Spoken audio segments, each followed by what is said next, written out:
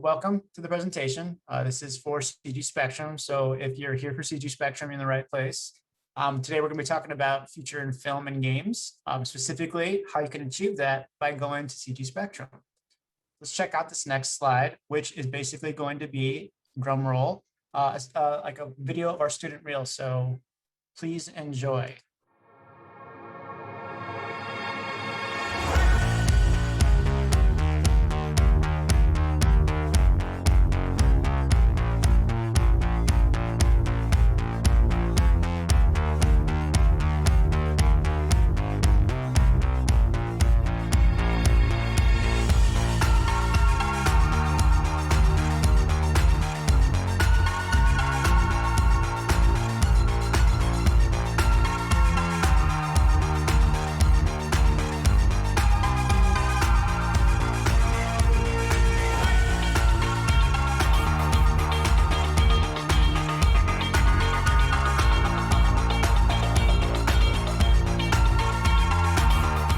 But my got chopped up though. Joseph, my got chopped up. That is so disrespectful, Joseph. What are you doing? I thought you left, Joseph.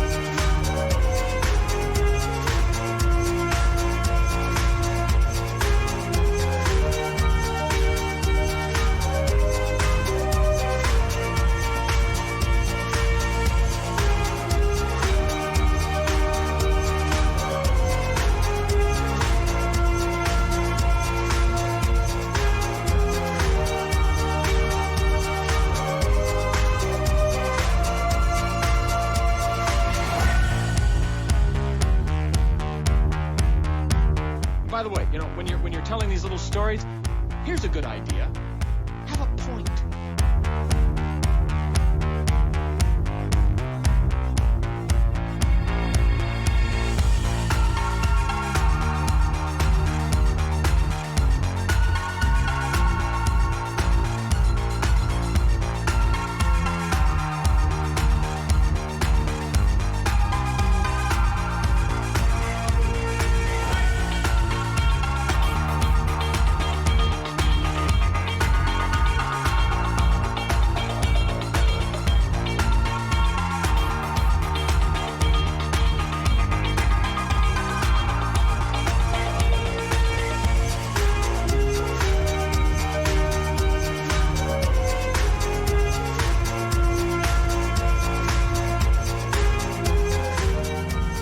I haven't. As you well know, I have always seen things very clearly.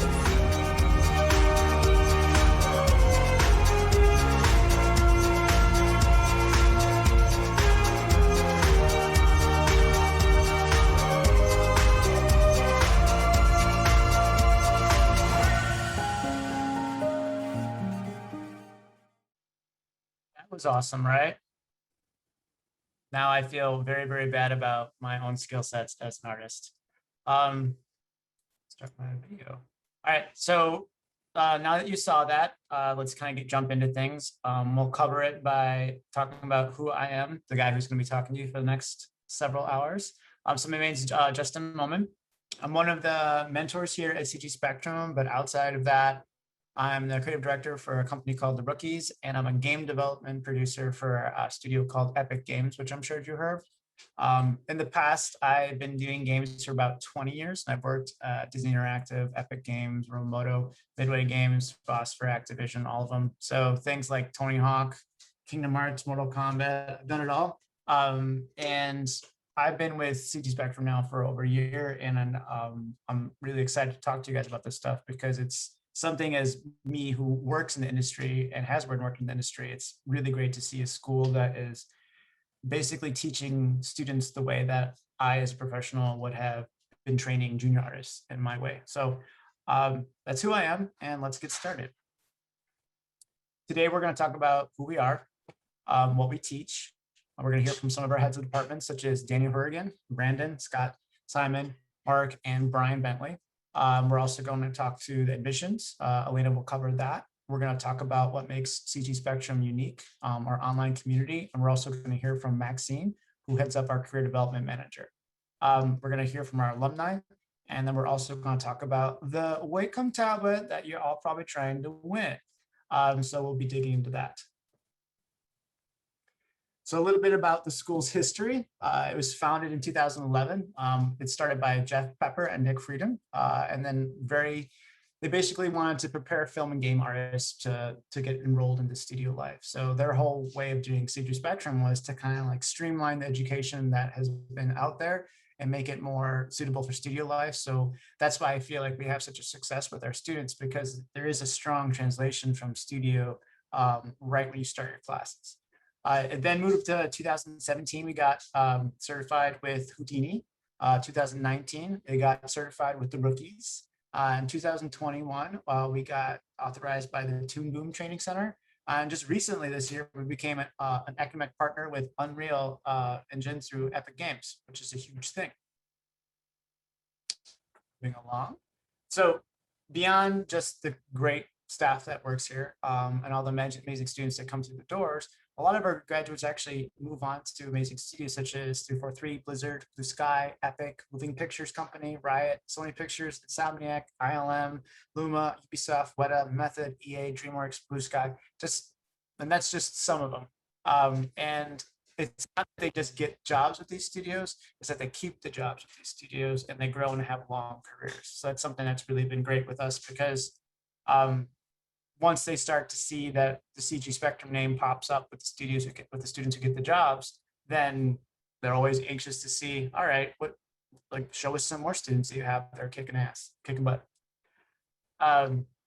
So the benefits of studying at CG Spectrum, it's a job-focused career training and mentorship from industry pros, which again, being only a mentor for someone who's working inside of the industry, I think it's amazing to be able to have a way to actually talk to professionals in small settings. So you can actually voice your concerns. You're not lost in the big crowd of students.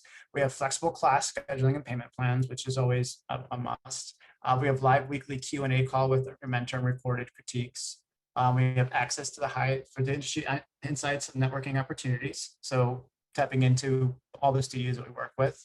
It's 100% online, so you guys can work from anywhere. It's hands-on education, and we have a really, really good supportive community that helps inspire each other. So even though we're all online, it's really impressive and like motivational to see how much students from around the world are helping each other to kind of achieve their dreams.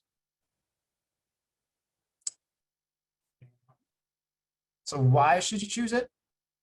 Because you can get personalized job-focused training and support. So if you're someone who wants to dig into animation or to modeling or concept art, we have those tracks laid out for you. We have the mentors that we'll pair you with. We can work around your schedule and we can kind of give you that support. The one-on-one small group classes are actually capped out at 4. So even if there is other people inside of your mentor sessions, the max it's going to be is 4, which is great as well. So if you're someone who wants to go one-on-one because you want that like more focus, that's great. But if you want to have some get your feet wet with networking and building relationships with our students, the small team of four still allows you to kind of really build those friendships and relationships work-wise. You get a live call each week with someone like myself. We will also be covering any questions you might have had from the week with the pre-recorded material. But if you have stuff that we haven't covered that you just want to talk about, or if you want to even just talk about the industry and just get to know each other, that's really what this is about. Because it's always, think about when you're in college, you're consistently networking, not only with your fellow students, but also the mentors and the staff themselves. And it's flexible, right? This is the one thing I really, really like, especially this day and age. And I'm sure this past year, we've all realized that you can do a lot of stuff remotely. Why can't education be one of those? And it being 100% online means that we can work with people in different countries and different time zones, and you can really pair you with someone still who potentially probably, like if you're someone who lives in Australia and wants to be talking to someone who maybe works as a mentor that's maybe at like Epic or something like that, like myself. There's no branch in Australia, but if we work out our schedules, you can talk to me and we can work out. So I love that part too. Some of our main mentors, we have a couple of people we'll talk about, like William Foucher, Geneve Miller, Faris Hodan, Gurikis, Eric, Spectra, all top tier. If you look at our website, we have a listing of them all. This allows us to have the direct access to industry experts. All of our mentors, they're carefully vetted. We're not just hiring anyone. We want someone that is not only going to be the professional that has the experience, we want them to also be someone who's passionate and wants to be able to work with students like yourself to really push you to the next level. They've earned awards, accolades. They've worked on like the top films and games that you all probably have seen. They're well established, they're connected, and that's a big thing. It's not only that they're established, that they're connected. So this is really a chance for you to be able to work one-on-one with these people that are at these studios that may not be able to hire you themselves, but they have a thick network and they're going to be like, oh, I just had this amazing student come through. Someone needs to hire them. And you'd be surprised at how often that can happen. So after you're enrolling, you're matched with an industry professional. Your mentors support you with live weekly calls, like we talked about. A lot of this stuff is always going to be recorded too. So even our mentor feedback sessions, we record them, we'll upload them so you can use them for future influence, or if you need to go ahead and just kind of look at it again just to get notes. Our mentors are also based all over the world and covering most time zones, which is also a benefit for all of you. So our educational offerings, just to kind of run through them, we have animation. Inside of that, we've got Intro to 2D animation, Intro to 3D animation, 2D animation diploma, 3D animation diploma. We have advanced for both as well. 3D modeling, we have Intro to 3D modeling diploma, and advanced. Digital painting, Intro to concept art and digital illustration, concept art, digital illustration. We have advanced for both. Game development, we have foundations for game development art. Intro to game design, intro to game programming, game design, and game programming. We also have foundations for visual effects, intro to Houdini. We have new compositing, Houdini, and new compositing as well for advanced. So we do have the main things that all these studios are asking for. And you don't really have to get much more beyond that. But we also still will have one-off workshops that are pretty fun that we'll announce randomly when we have mentors available for them. Job opportunities. So now that we've kind of told you about the options that are there, this kind of skims the surface, but you can get a job in animation. So 2D animator, 3D character rigger, character animator, creature animator, previs animator, storyboard artist, layout, cleanup, so many different roles. That's just scratching the surface. Same with 3D modeling. There's character artist, environment artist, asset artist, texture artist, look dev. There's jobs as well. And this is another thing to think about. Just because you're going to possibly focus on film, animation, or a game doesn't mean that you can't stretch your arm out and reach these other industries such as architecture. There's also product design. You can even get into the medical fields using 3D as well. It's pretty cool. Digital painting, character design, environment designer, asset designer, digital illustrator, keyframe illustrator, game illustrator, comic illustrator, book illustrator.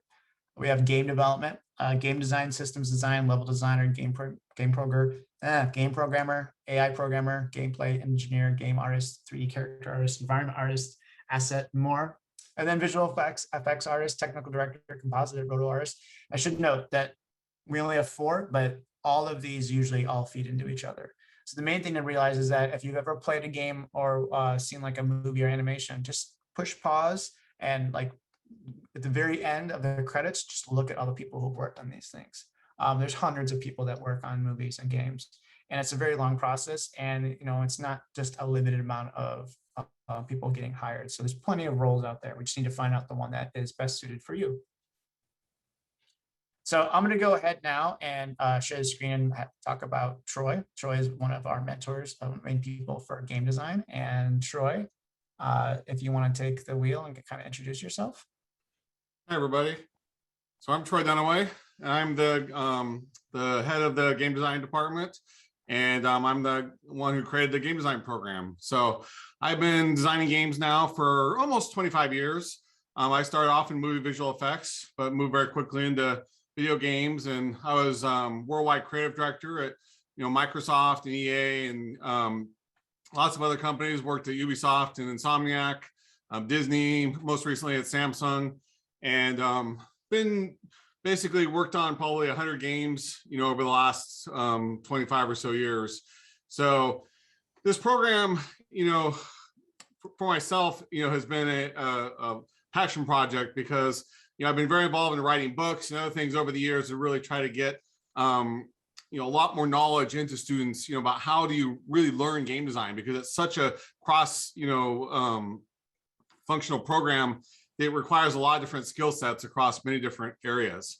And so the game design program has been designed to really, try to give you a really broad sense for how do you go from being in game design as a systems designer, and how do you go as a level designer, and how do you go as a, and how do you work, in Unreal as well. And so really the program is divided into 3 different core areas that you're going to kind of have like hands-on. How do you write documents, and how do you build that part of your career in, as they call it, system designer, where you're really focused on what's fun and what's going to be great about your program, about your game, and how are you going to go from that second to second. How do I touch it, and how do I feel it? How do I hold that controller and move forward, to make that a really fun experience? You've got to document all that down. You got to learn how to write it. You don't just jump into Unreal and start, or whatever game engine you're using, and start building things. You really have to know the theory and the fun about what it's going to be a great game designer. And then, as a level designer, you really have to know then, like, it's not just about, again, going into Unreal and plopping a bunch of things down and expecting that to be fun. You're really there in the program to try to figure out, how does a level become fun? How does that level, what needs to go in it? What are the enemies? What are all the things that go into that level in theory? And then eventually moving that into drawing, and needing to move that into white boxing that into a game engine, and eventually building that. And then the third aspect of our program right now is we build it out and we teach you how to use the basics of the Unreal Engine. And you're going to be building throughout the full course 3 different projects in Unreal, and possibly a 4th optionally, and building those in Unreal and really getting a lot of hands-on experience in the Unreal Engine as well. So you're going to get kind of, again, a lot of theory and all the way into a lot of application. And in the end, you're trying to build a portfolio. So how's this all work? If you're not familiar with a game design and being a game designer and what it's like to be a game designer, I also want to encourage you to go look at our CG Spectrum YouTube page. And I've been streaming on there for about a year now. I think there's almost 50 hours of content, maybe more now. And there's a lot of questions I answer about what it's like to be a game designer, all the different jobs, all those kinds of things. So I weekly stream, normally at this time, but you can go find all the recordings there, and you can find out lots of stuff about being a game designer and what that's like. So I really encourage you, if you're interested in being a game designer and you're not sure what that's like, to go check out some of those previous recordings, or get in contact with us, and I'm happy to talk to you and give you some more help there too. But the program is really divided into an initial introductory course. That first term is really about foundational stuff. Again, how do you learn to make something fun? What is it like to be a game designer? And that stuff is a lot harder than people realize, because even just coming up with an idea sounds like it's really easy, and everybody that's played a game thinks they've done it really well. And that they can come up with a new idea and make it better than anybody else. And as most of the students will tell you, it's a lot harder than it realizes. And so playing games and becoming a game designer are two completely different things. And our job is not just about playing games all day. You know, sometimes we do, but it is a lot of work. It's a lot of really hard work. The second term gets into a lot more foundational stuff, really deep stuff, like how you design the combat in the game, how you design that, you know, to make movement fun, things like that. And you start to learn how to then implement it into your levels and learn how to put together some simple prototypes for yourself. By the second term in the diploma program, that one's all focused on really building out an action combat type game. And you're going to build either a first person shooter or something like that. You're going to work with your mentors to really dive deep into how do you make a game? How do you really implement that game in Unreal? And how do you build it out really well? And the last term is really all about multiplayer and learning how to build multiplayer games. And this course is all about, you know, AAA console, PC, and really working on major mainstream type games. Now, if you want to get into and build, you know, indie stuff, you want to build mobile and things like that, we can help you. The course is really designed for getting you a job at EA or Ubisoft or one of the really big studios, and that's what we're really focused on. But it doesn't mean we can't help you. And we do have many students that have come through that have been more interested in mobile design or other kinds of areas. But just so you know, this program is really focused on doing kind of mainstream AAA, as we call it, you know, big games and big experiences. So that's it for me. Justin, I'll hand it back to you. Cool. And thank you, everybody. Thanks for doing that, Troy. And like, it's really cool to hear someone like Troy kind of listing off his stuff, because you have to realize that it is a real treat to have a mentor like Troy, and even like someone designing the whole program like him, because of experience and what he's going to bring to the table. And that's really what you need with an industry that changes as quick as animation, visual effects, and games. You need people who have their finger on the pulse that can keep up to date with the latest trends, the pipelines, the softwares, the development skills. That's just how it is. Next one is going to be Simon Warwick. Simon is in charge of the foundations and also helps with game development. Super talented, Simon. Simon, you want to talk to us about yourself and kind of get everything going? Sure. Hey, everybody. Okay. So I guess I'll start with myself then. My background has been in animation. That's where it kind of started in 2000. Well, I went to college and I started in the industry in 2005, and I really enjoy animation. I still do, and it's great. But as soon as I got in the industry, I was working at Silicon Knights. I started find myself moving to more of a technical role right away. And that's I don't know, for some reason I really like getting my hands dirty with like trying to figure out the tools and stuff. So I got into like facial rigging and scripting, and then I was also trying to do the animation. So I ended up becoming a technical animator while I was working at Silicon Knights, and I really enjoyed it. So I was really like a lot of bridging the gap between animators and programmers. I found that really cool. And so in 2009, I one of the people I worked with told me about a job at Rocksteady, and I'm like, oh, that's interesting. What is this company? Because they hadn't really released anything anybody knew about. So they were over in England, I was over in Canada, and they brought me over. I you know, the interview went well, and I got hired, and I started at Rocksteady. And then while I was getting hired, Batman Arkham Asylum came out, and in this studio that was like, well, who's this studio, to turn into this massive, enjoyable like game that everybody liked, and the studio went from like nobody to like somebody, and a really exciting experience while I was there. And so I ended up being hired as a senior technical cinematic animator, and I worked on the full production cycle for Arkham City, and worked with some really talented people, amazing people worked there. Really enjoyed that experience, and I was working on Arkham Knight for a while. Before I decided to kind of step out, go back to Canada and start my own studio and kind of do my own indie game production. And so that's kind of where I was working away at my own stuff when CG Spectrum kind of reached out and wanted me to mentor. So in 2015, I was mentoring with CG Spectrum, and we were just kind of like working with you know, the students in Australia and stuff, and I was teaching foundations. So that's the first one of the departments that I'm part of, is head of foundations. And where we teach people how to go from like square one, learning how to model, how to animate, getting used to texturing, UVing, get you up to speed so that you can understand the process. And then we get into, you know, slightly more advanced. We work to the third term of foundations, where we go from doing modeling, and you can choose whether you want to take a path into real-time development or take a path into Houdini and VFX and Nuke. And so that's where it's a very unique course for a CG Spectrum. Usually you just kind of take one path and you go for it.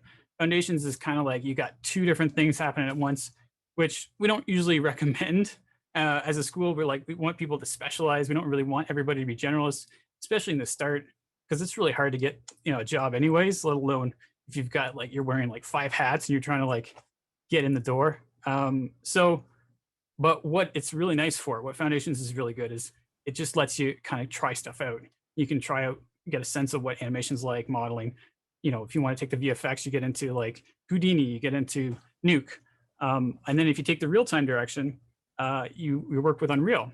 And that parlays into this new course that we're going to talk more about later in the webinar here. But I'll just give you a quick little heads up on it.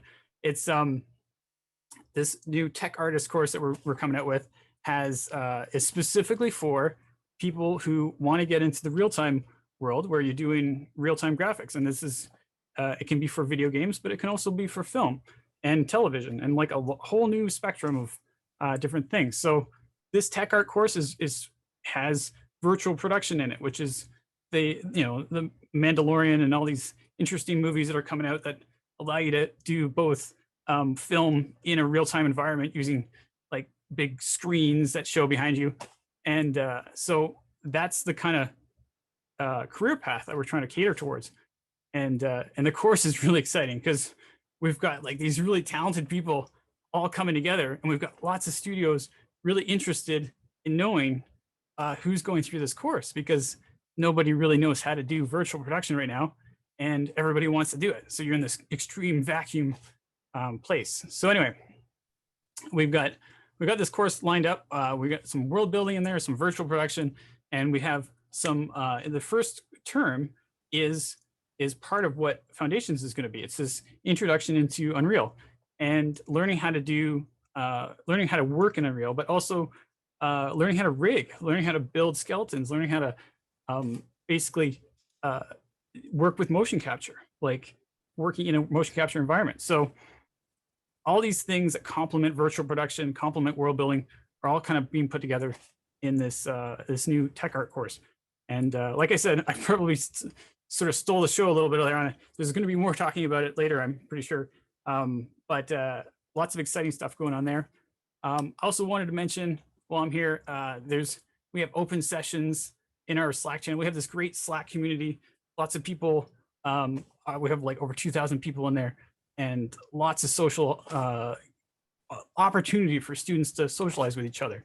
And so I'm sort of a head of community as well, trying to manage that. And eventually I'm going to try to pass that over to other people because it's a really big community.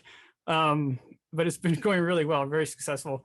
And we have open sessions. So we even have, for people who are actively in school, we have places where they can meet up and have extra bonus Q&As and meet other students. We're really trying to figure out how do we get everybody to talk to each other and socialize and create that, sort of faculty where you can, or place where you can talk to other people around here. So that's sort of a fun, exciting thing that Slack just added a new feature called Huddles, and it lets you actually talk to each other like on a Discord voice channel.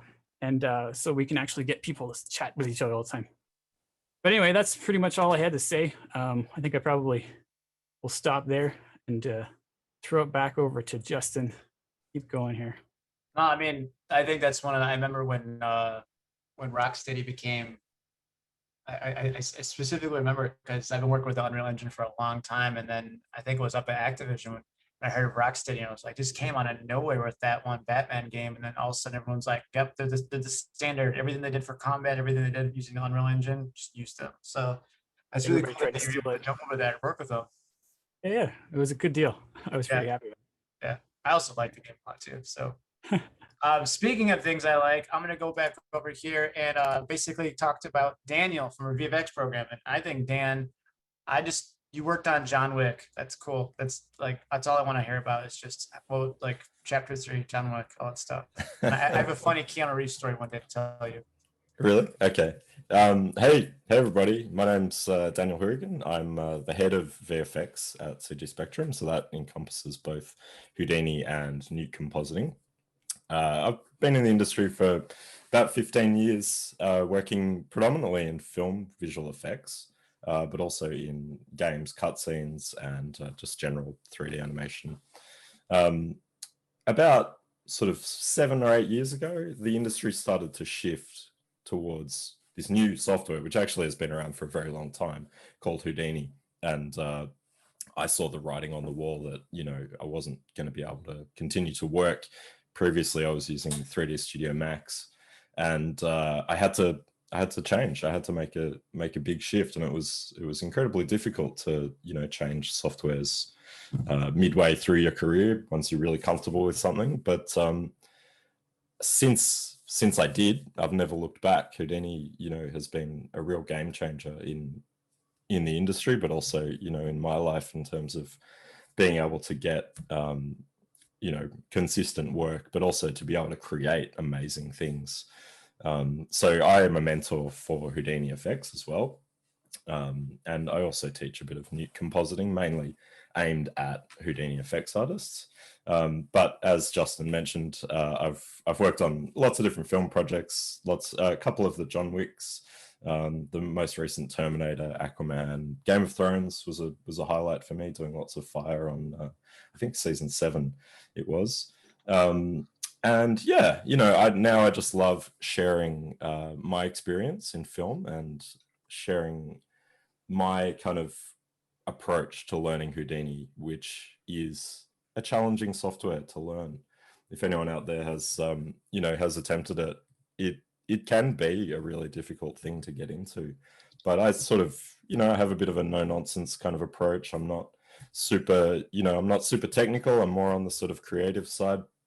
And I try to break it down in simple ways. And the course that we've designed with myself and Ben, another one of our industry mentors, we've put together a course that hopefully, you know, just gets you into it, teaches you how it all works, and just sort of dispels a lot of the myths that Houdini is, you know, this impossible software that's really hard to learn, and just show you that, you know, you can get into it and there are lots of ways of working with it, whether you're a technical person or whether you're, you know, more creative like myself. I also run a weekly stream. A lot of our mentors at CG Spectrum run streams on YouTube, so you're welcome to check that out, where I go through little projects. You can see that one in the background of that slide there is a King Kong inspired project that I worked on way back 27 episodes ago or something. So that's quite a cool one to check out if you're interested in visual effects and the whole process of going through and building a shot from, you know, starting with the animation and the model to compositing in Nuke. So we have, as part of our course, as I said, I'm the head of VFX. So we have quite a lot of things that we offer. We have, from my side of things, Houdini Effects. So we have the introduction to Houdini, which is sort of, that's going to be, you know, if you haven't done Houdini before, or also if you have attempted to do Houdini before, maybe, you know, struggled with it, or there's still things that you kind of don't quite understand, then that would be the sort of course that I would recommend for, you know, for you, that gives you that fundamental sort of knowledge that you'll need, how it all works, how to use the interface, how to model, how to animate, how to do various simulation techniques. Gives you a really good intro into it. And then that leads into the advanced course. So the intro is a prerequisite, although if you have experience, we take that and consider demo reels for entry into the advanced course. But then the advanced course is just going to expand on all of that knowledge and teach you the industry kind of standard ways of rigid body destruction and pyro explosions and flip simulations and cloth simulations. Houdini is such a vast software that there are, you know, so many facets to it, and we try to touch on as many as we can.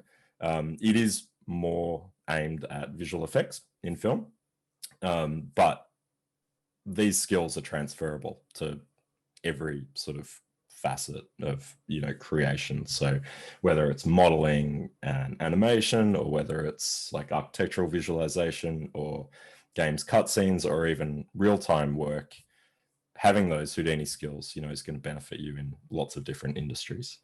So that's the Houdini side of things. Then we also have our nuke courses. So within VFX, you kind of have two different pathways you can take. As Simon mentioned, as part of the foundations course, you can sort of go the Houdini route or the nuke compositing route. So with our compositing courses, we have the introduction to nuke compositing. So very similar kind of structure. So this one is intro to nuke compositing this time. And this is great for beginner compers or people that might have learned how to composite in different software like Adobe After Effects, for example. Once you switch from After Effects to nuke, it's kind of a bit baffling at first because it's a completely different way of compositing. After Effects is very layer approach, kind of like Photoshop. But nuke is all node based and it doesn't really have that structure. So it can be quite a challenge to adapt to that. But basically you'll learn how to integrate footage or how to integrate 3D renders into footage and how to work with green screen footage, as well as just the basics of compositing and color theory and layering, stuff like that. Then from the introduction course, that leads you in again to the advanced diploma where we just build on those skills. You take things further, you learn more advanced techniques. And all the while in all of these courses, Nuke and Houdini, you're being mentored by somebody that has that experience in the industry. They've done it all before. They've been through, you know, countless projects where they've seen all sorts of different scenarios. So you're getting that kind of experience and that knowledge and those industry tips and tricks that might save you, you know, months of learning. They just go, oh yeah, you just do this. So that to me is the benefit of these courses, is that you work alongside someone that has done this before and knows exactly what to do and better ways of doing it, efficient ways of doing it. And that's where I see the real benefit in these courses. So someone asked a question just before about, you know, what the difference between Houdini Effects and Nuke compositing is. To like give you a kind of simple answer to that, I would say that Houdini is more about the creation of the asset, the digital asset. Like let's say you're making an explosion, Houdini would be about creating that explosion or a destruction of a temple or something like that. Whereas Nuke is more about bringing in all of those assets, bringing in the footage, if there's footage that's been provided for the film project, or bringing in the background for a game's cutscene or something like that, and then bringing in the characters and bringing in the effects and layering it all together and making sure that all those elements work together. So Houdini is more about the sort of creation side, and then Nuke is more about bringing all of the elements together from different departments and layering them up. Not to say that Nuke can't be used for creation as well, but that's typically, you know, a simplified kind of way of looking at it. So yeah, that's kind of our offerings for the VFX department. And I mean, Houdini Effects and Nuke compositing are two of the most in-demand jobs in the industry. So, you know, you're not going to go wrong if you learn either one of those. Houdini tends to be a more technical kind of program, so leans more towards people that are more interested in those sort of things. But like I said, you know, it's kind of, it's open. If you're a more creative person, there are ways of kind of getting into it as well. So yeah, there you go. Very cool. Yeah, it's amazing information. Also, just reading the comments, I love your posters as well. And it's, you know, it's crazy because, you know, I still need to dig into Houdini, and just from a game development standpoint, just whenever I see anyone using Houdini, especially when they implement it inside of Unreal, mine's blown. Everything that they're doing. So yeah, it's definitely going to be something that anyone who's watching this, whether you're in, like, if you want to do visual effects, of course, but it's something that Houdini is going to obviously benefit you in game development as well. So it's one of those softwares that blends into both. It's a game changer. Yeah, I've never heard anything more. So speaking of other movies that I really like, let's talk to Mark. Mark worked on one of the movies you worked on that I love, Avatar. Yes, I loved it. So Mark, can you give us a little breakdown of your background? Yeah, I actually went from Avatar to the Smurfs. So like really awesome. Big blue people to really small blue people. Amazing. Yeah, but you know, you got to be flexible in this industry. I think, yeah, so my name's Mark Poliblank. I'm the head of the 3D animation racket here at CG Spectrum.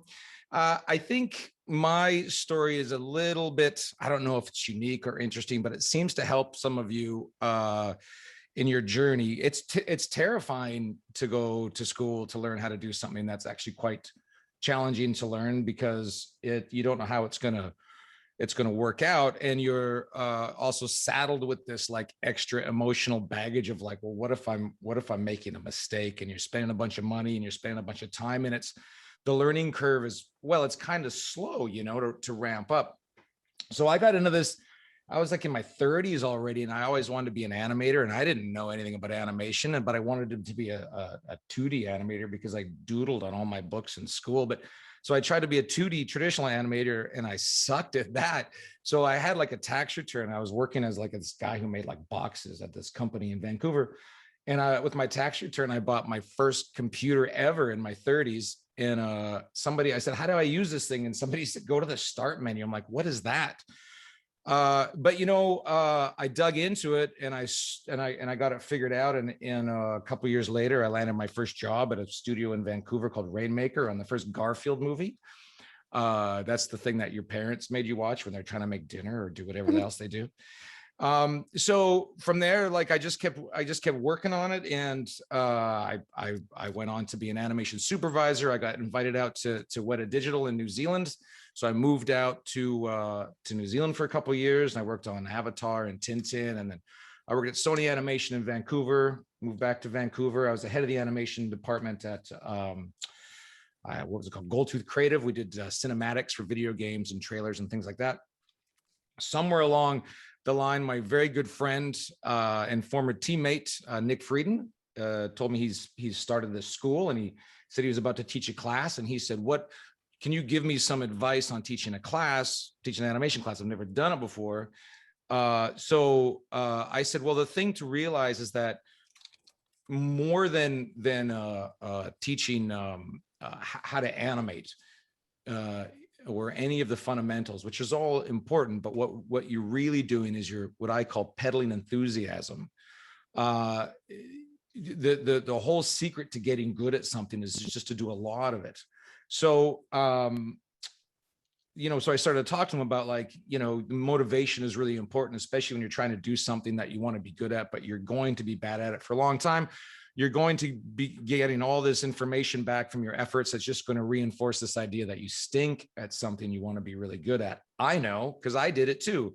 And that's really hard. And so you have to learn that, you know, your most important asset is your motivation, and the people who do it the most do it the best. And Nick said to me, could you teach it?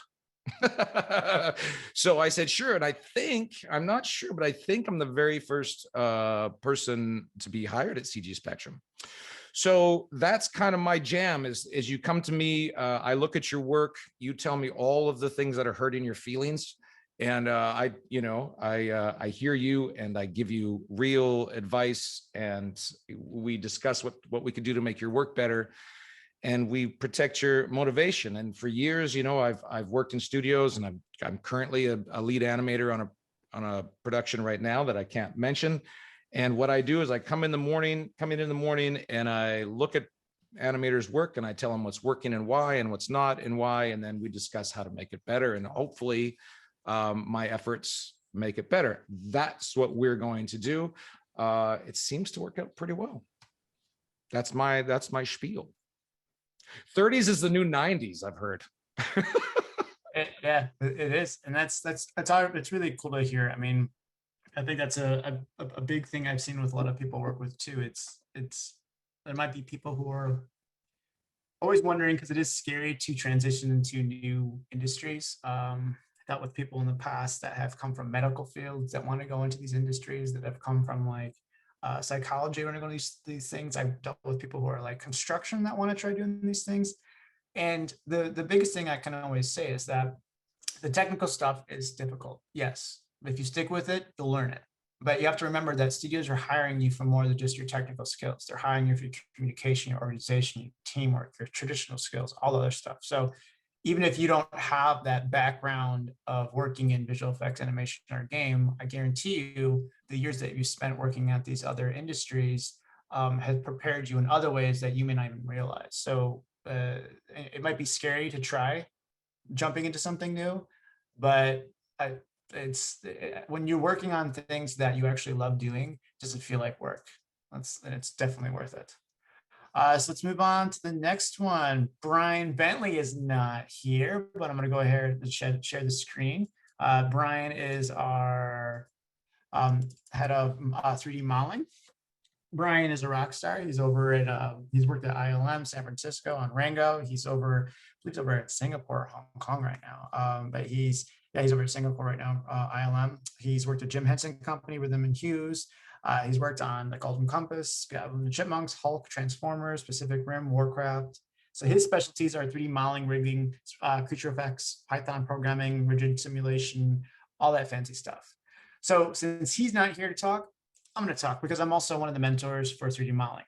So you kind of got to know a little bit about me when I did my introduction, but I'll dig a little bit deeper in that stuff. So I've been doing games for about 20 years. And inside of games, I've also worked some stuff with animation, some stuff with visual effects, but I've done everything. I've done everything from motion capture, animation, assets, props, environment. I've been a lead, I've been an art director, and most recently I'm over at Epic Games, and I'm a producer when I have a team of people underneath me.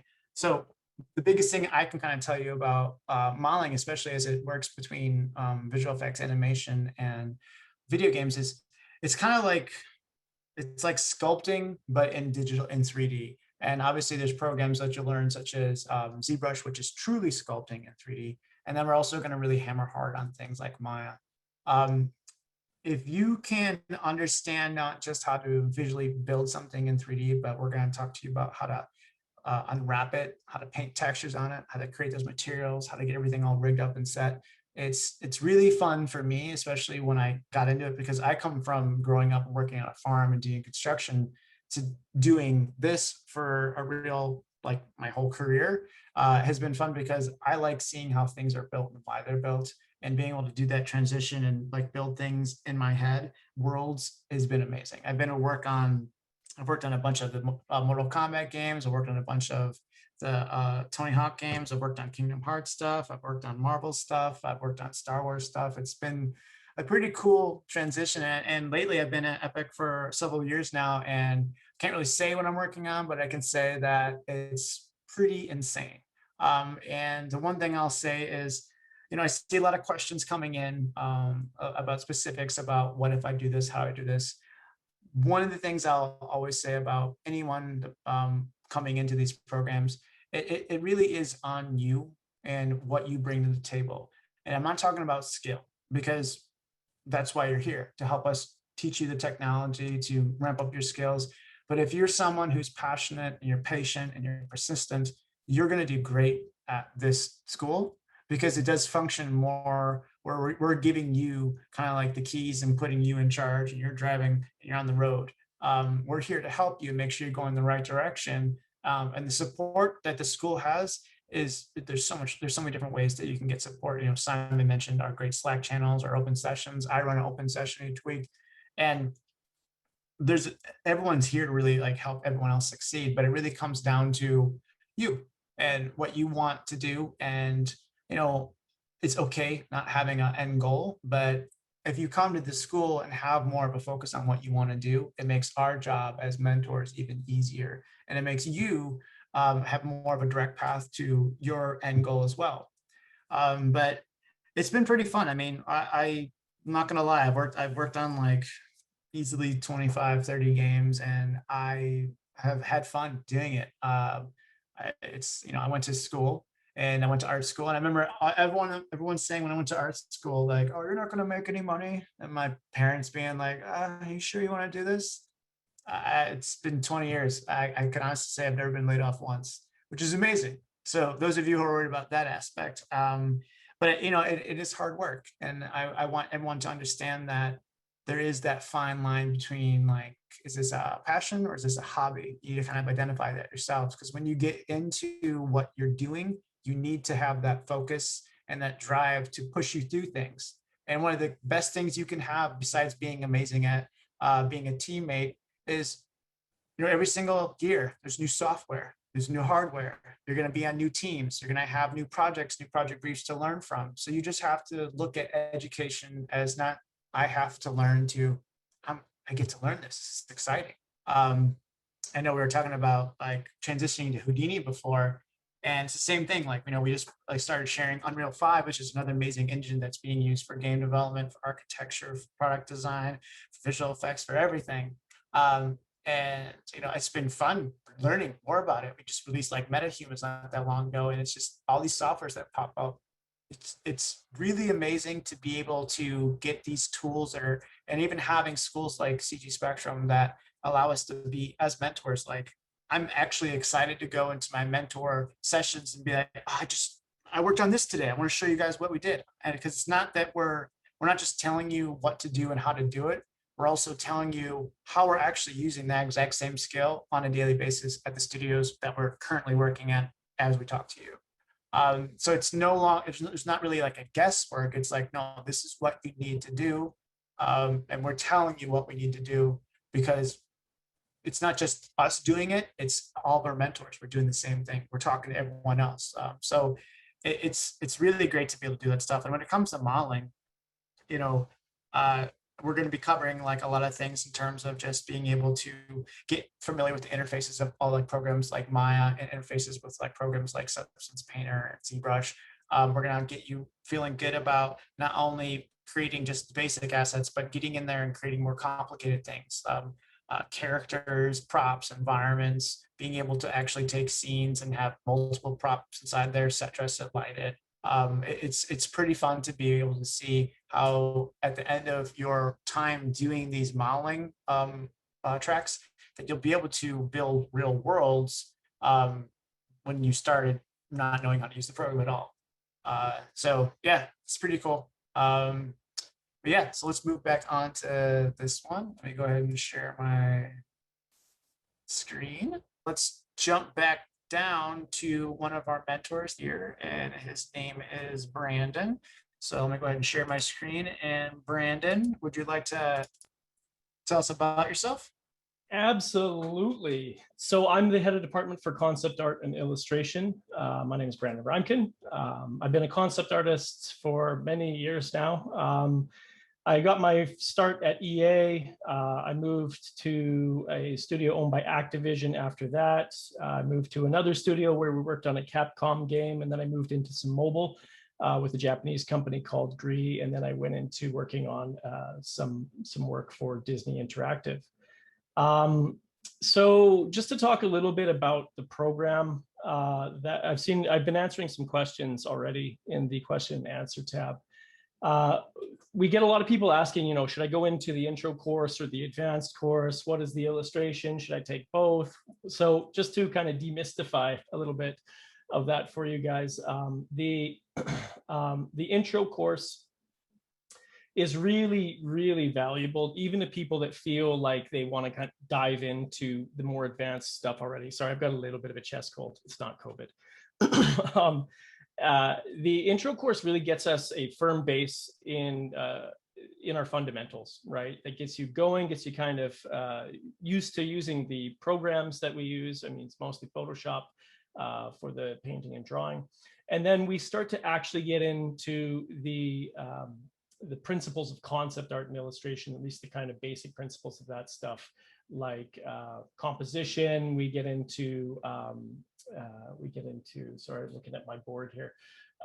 We get into rendering, posing. We work a little bit on style development, environment design, that kind of thing. That gives you a good sort of broad stroke on sort of what we work with in concept art. And then at that point, if you were to continue on into our advanced diplomas, you can either take the illustration track or the concept art advanced track, where on the concept art end, we get into more of a deeper dive into character design and paint over. So it's sort of some alternative visualization processes.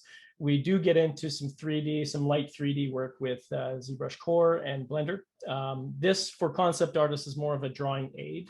than becoming, say, modelers or production modelers, that kind of thing. So this is more for us to be creating concept art quicker, right? And in a way that is a higher fidelity than you can maybe get done just painting on your own in a short amount of time.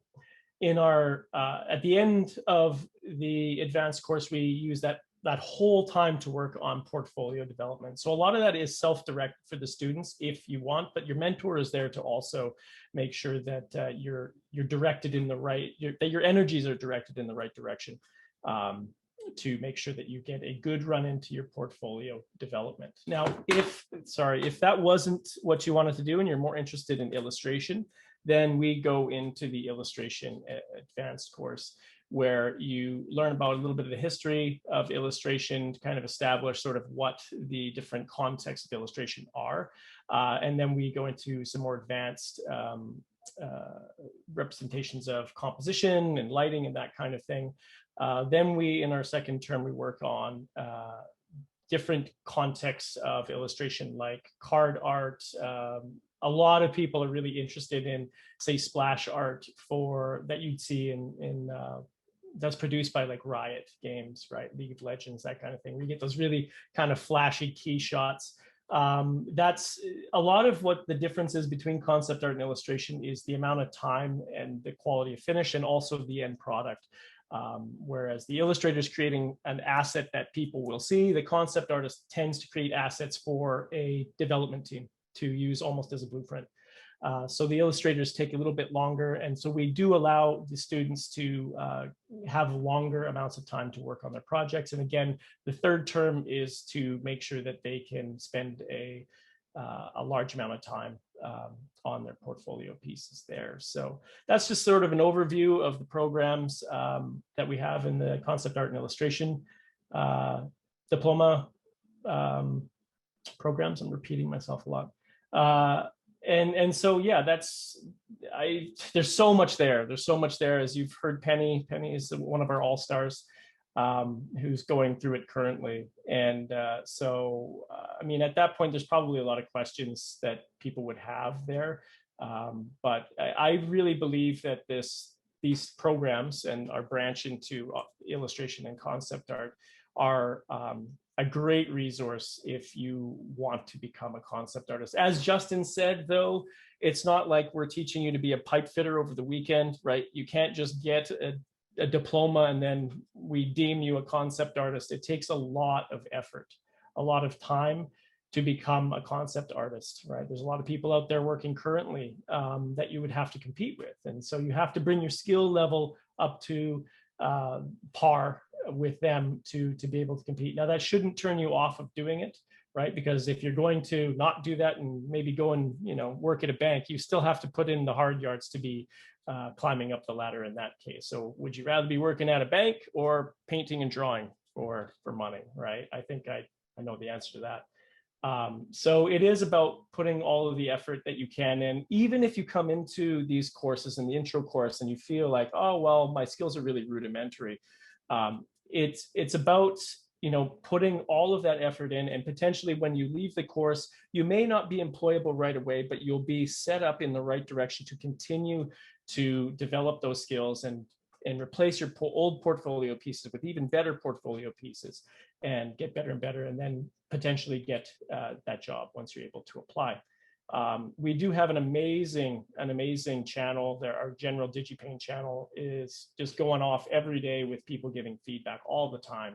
And so that's another great resource, as well as we're always looking for ways to improve the students' experience by adding open sessions. We're currently planning on adding an open session for life drawing and just general aesthetics. And that's going to be open to all of our students here at CG Spectrum. So I'm really excited about that. So yeah, that's my piece. And I guess, I'm going to be hanging around for any questions that you guys may have.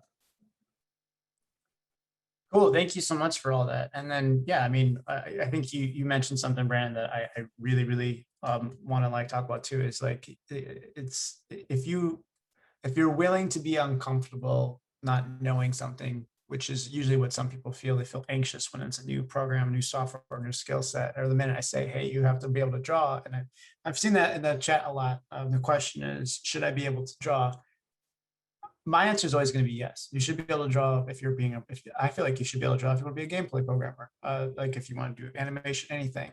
Now the level of drawing that you have to do varies dependent, but it's also, you know, having strong traditional skills like drawing is only going to be able to speed up the communication with you and your team members. So they're going to be able to get the ideas that you have in your head out there so people can kind of get along with what you're trying to do.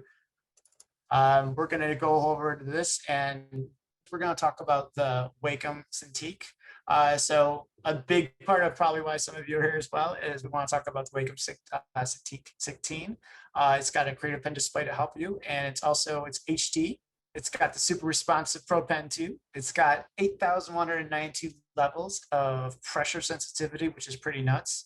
Pen reacts to the tilt of your hand accurately, responds to movement. So it's really getting you that accurate, you know, the feeling of you using a pen or a paintbrush or anything like that. It's painting, but digitally.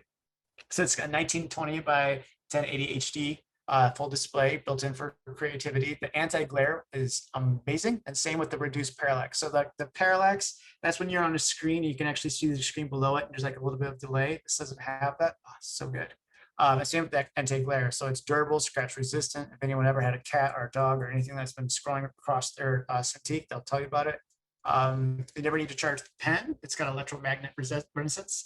And we're also going to be talking about, and I want you to remember some keyword. We're going to be sending you guys out forms, right? And that's going to be how we actually get everything going for the enter the win. But I also want you to remember the keyword of creative, right? And I should note that I use a Wacom.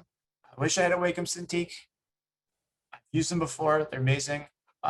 It's a great tool. It's not just for drawing. It's also really good for sculpting. It's also really good for creating textures. It's multiple uses for using this thing.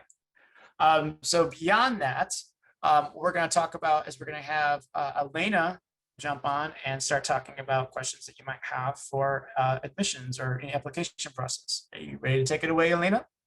Yes, I am. Hello. Awesome. Perfect. Welcome, Elena. Hello, hello to everyone. This has been really exciting. I've loved listening to all the mentors chat. It's been so good. Yeah, so my name's Alina and I'm the Student Admissions Manager at CG Spectrum. I'm based in Melbourne, Australia.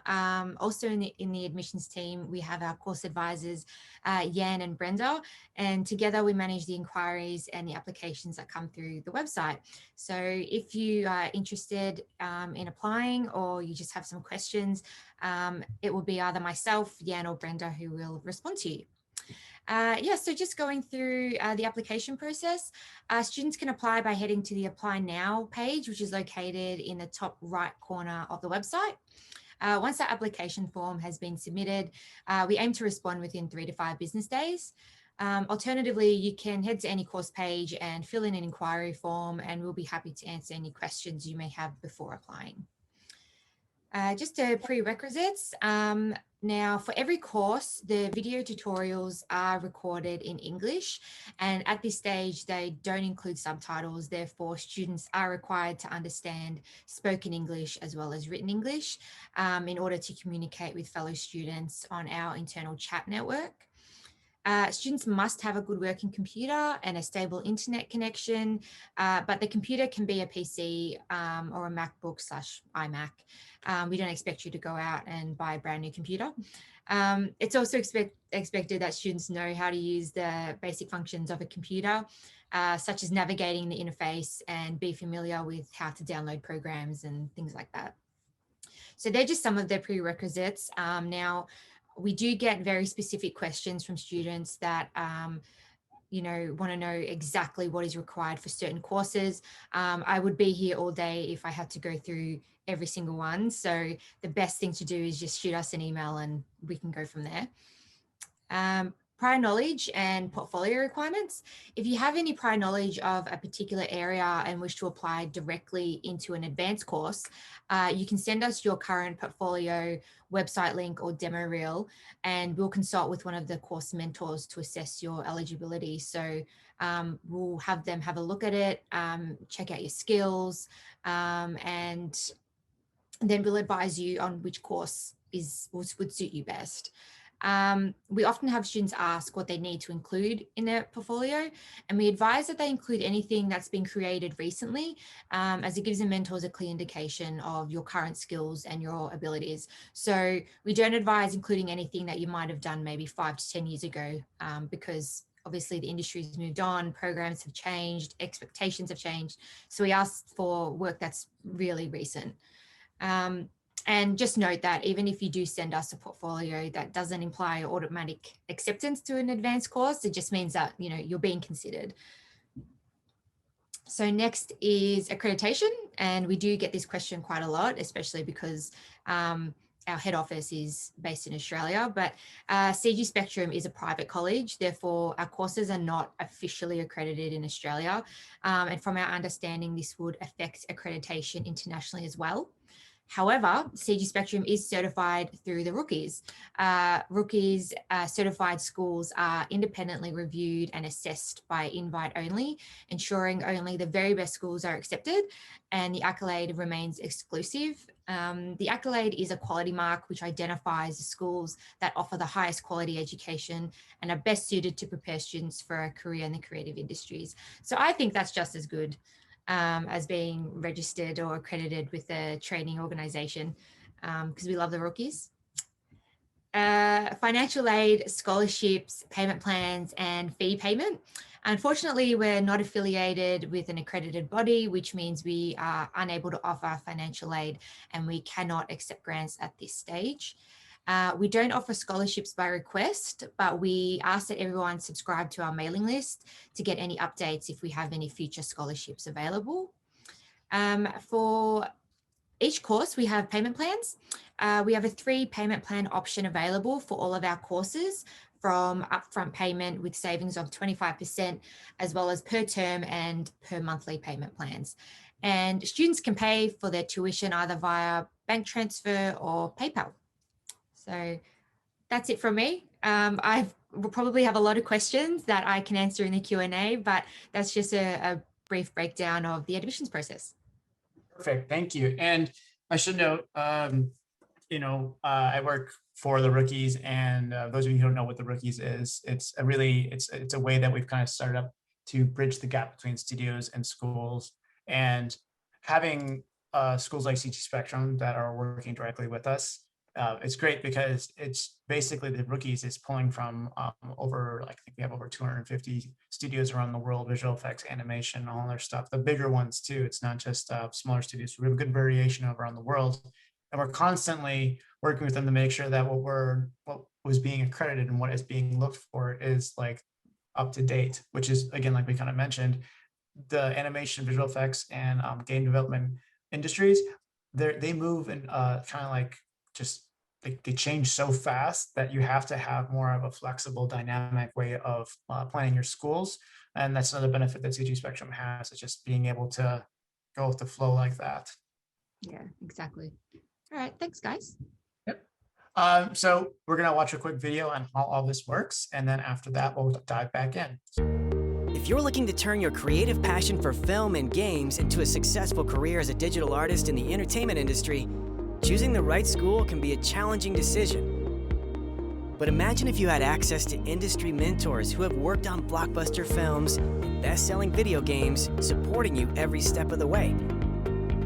When you enroll at CG Spectrum, you'll be connected to the most talented artists around the world who are excited to share their years of knowledge, ensuring that you are highly trained, well-connected, and prepared for your new career. Here's how it works. At the start of each week, you'll log into your learning management system where you review lesson requirements, watch your video lectures, and get started creating the first pass of your assignment. Next, you'll upload your files and meet with your mentor for a live midweek Q&A session to review your work, problem solve issues, and discuss any questions you might have. Mentors work within your file-solving problems in real time, demonstrating their professional workflow to ensure that you don't make the same mistake twice. After the live Q&A session, you'll have until the end of the week to address your mentor's notes and submit another pass for a final video critique, ensuring that your work is portfolio ready.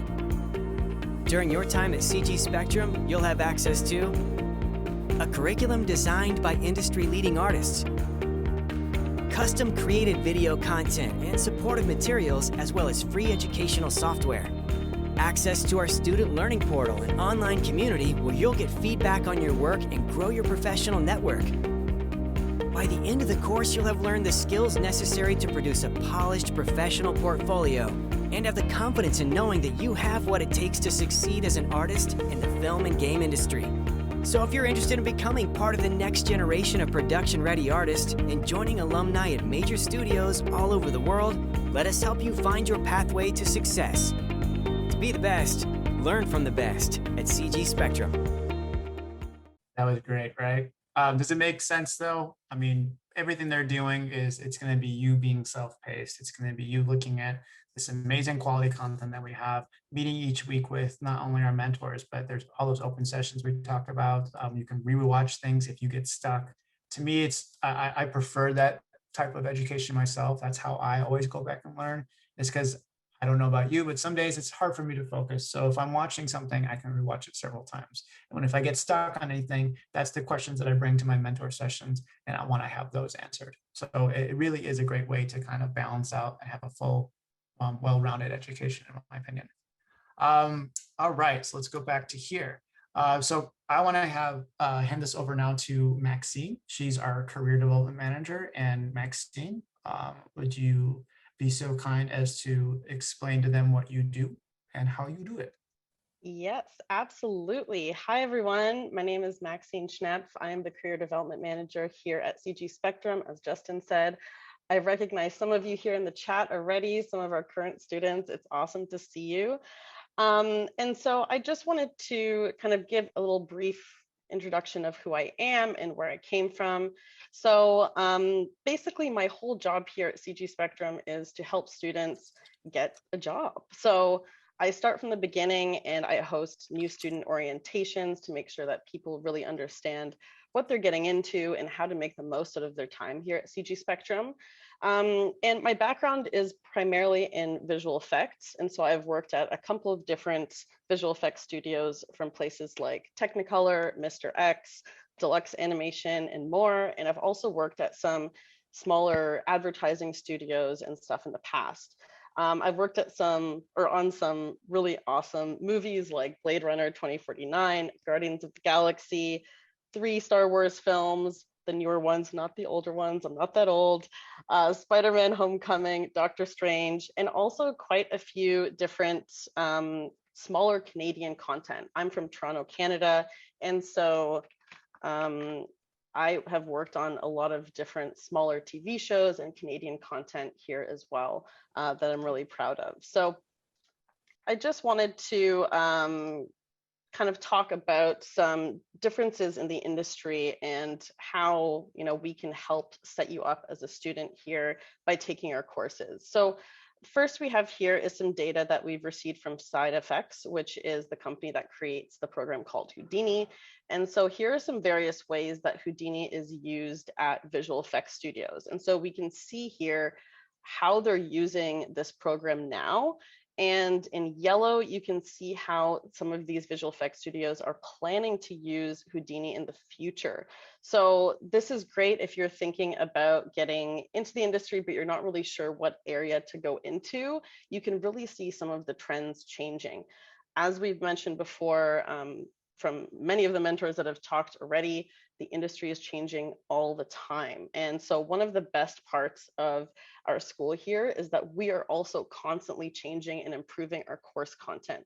Every year we review our courses and make changes and we update them to make sure that they're always industry standard and that we're always teaching the newest kind of software and techniques for all of our students across all of our courses. So me, along with a few other people, we review all of the course content and we get feedback from people in the industry, all of our mentors, and we improve things as we go. So looking here right now, Houdini is used primarily for dynamic simulations like fire, water, clouds, destruction, but even looking at some other sort of areas like pipeline automation or even crowd simulation, it is becoming a program that is a lot more popular now than it was before. And so we're going to see a lot of changes in the industry as we sort of move into the future and new technologies are created and new updates to Houdini and other software sort of come up each year. And then in contrast, here's also some data that we have on Houdini usage in game studios. So it's a little bit different. They still use it predominantly for effect simulations, but you can also see here that they use it for cinematics and even procedural modeling and tool development. But we do see that there is a much bigger plan in the future to use it for level design, for example. So if you're someone who's interested in being an environment artist, then using a program like Houdini is a great way to sort of get yourself into a job ready sort of situation. So really exciting stuff. As you can see, obviously everything is constantly changing here in the industry. Nothing is stagnant. And so that's why we really focus on making sure that students are developing really strong portfolios and making sure that we are also in turn updating our courses to make sure that we're teaching the right stuff and always staying at that, ahead of the curve as the industry changes. And then looking here, we also have some of the most popular apps that are currently being used in the pipeline at both film and game studios. So Houdini is very popular because, as you could see, it's being used for so many different things that we saw in the previous slides. But then we also have programs like Maya, Redshift, Unreal Engine is becoming way more popular as well, not just in games, but also in the film industry. Substance Painter is also something that we teach here in our modeling course.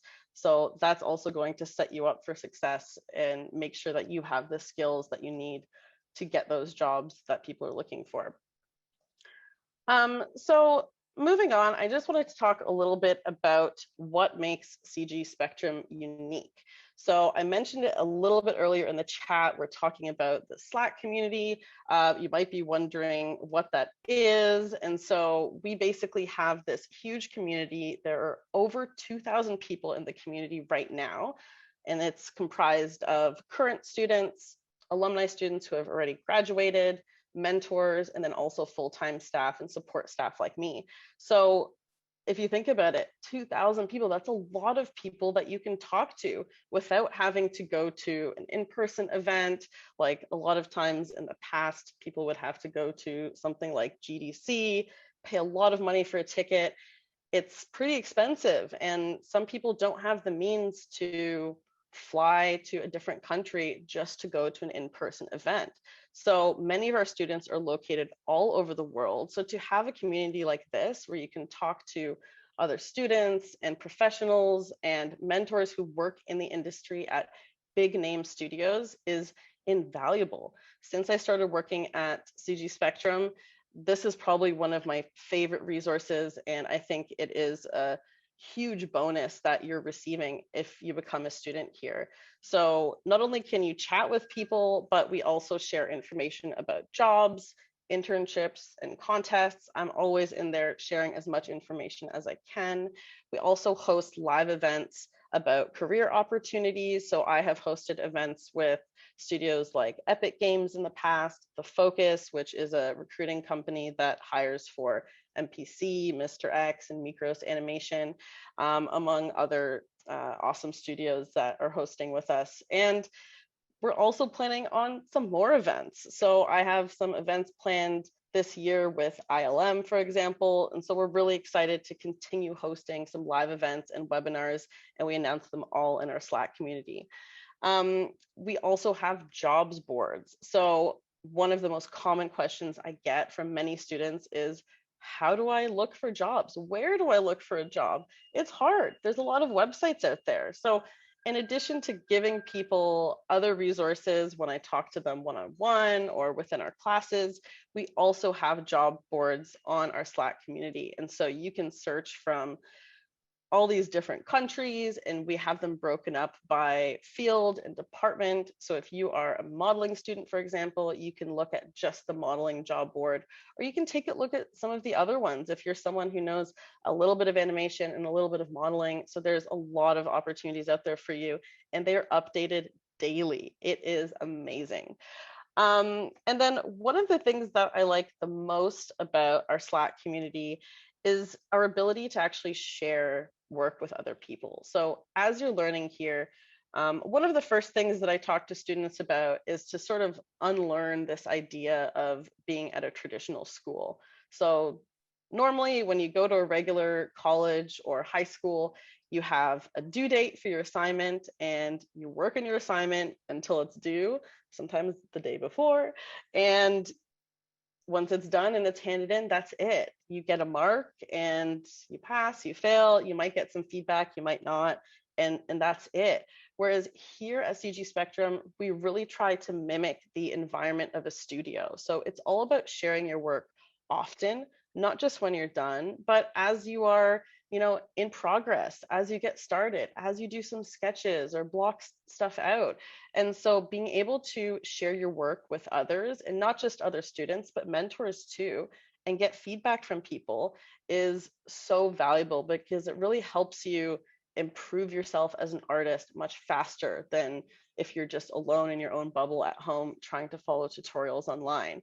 So the ability to get critique and feedback, not just in your one-on-one mentor sessions or meetings with me, or in your classes, the group classes that we have here, but also sharing with the other thousands of people that we have here in the community who are either taking the same course as you, or even some people taking other courses. It's nice to have feedback from other people across different departments too. And then last but not least, it's all about networking. And so having this big Slack community means that you can reach out to so many people much easier than you would have been able to do traditionally, or not online, going to events like I said before. So all of our mentors also work at studios currently. So if you're really curious about what it's like working at Ubisoft, for example, you can do a little bit of research, figure out which one of our mentors work at Ubisoft, and you can just send them a message. It's that easy. So having all of these people and resources right at your fingertips is amazing, and it's such an awesome community. There's a lot of positivity in there, and a lot of people supporting each other even after they graduate. A lot of our students are still friends even after graduation, which is really special. Another way that we support our students is obviously through our mentors. So you've met some of them already here today. They're awesome. I love them. And so they help with a number of things. In addition to your class times, they can also give you specific creative and technical guidance. So it's not just about the assignments that you have, but you can ask them specific questions about, what job you want, or maybe you could ask them about what job they had before. And you can ask them things about, hey, this wasn't in the lesson, but I really want to learn how to do this. Can you give me any help with that? Or how would I fix this problem that's happening? So having your mentor give you very specific guidance each week is such a great way to see that improvement faster. Your mentor can also provide you with portfolio and project critiques. So again, from a more technical and creative perspective, they can take a look at your reel, they can take a look at your portfolio pieces and give you critique on what's working, what isn't working, and any recommendations they might have for improvements. And then last, we also have the ability to ask your mentor career-related questions.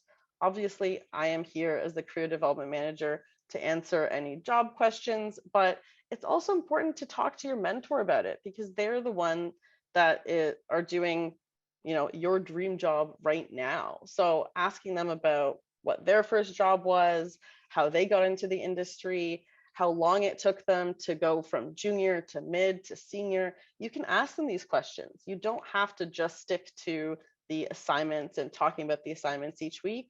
If there's time, near the end of the class every week, then you can ask them other stuff too. That's what they're there for. They are your mentor and they're here to support you.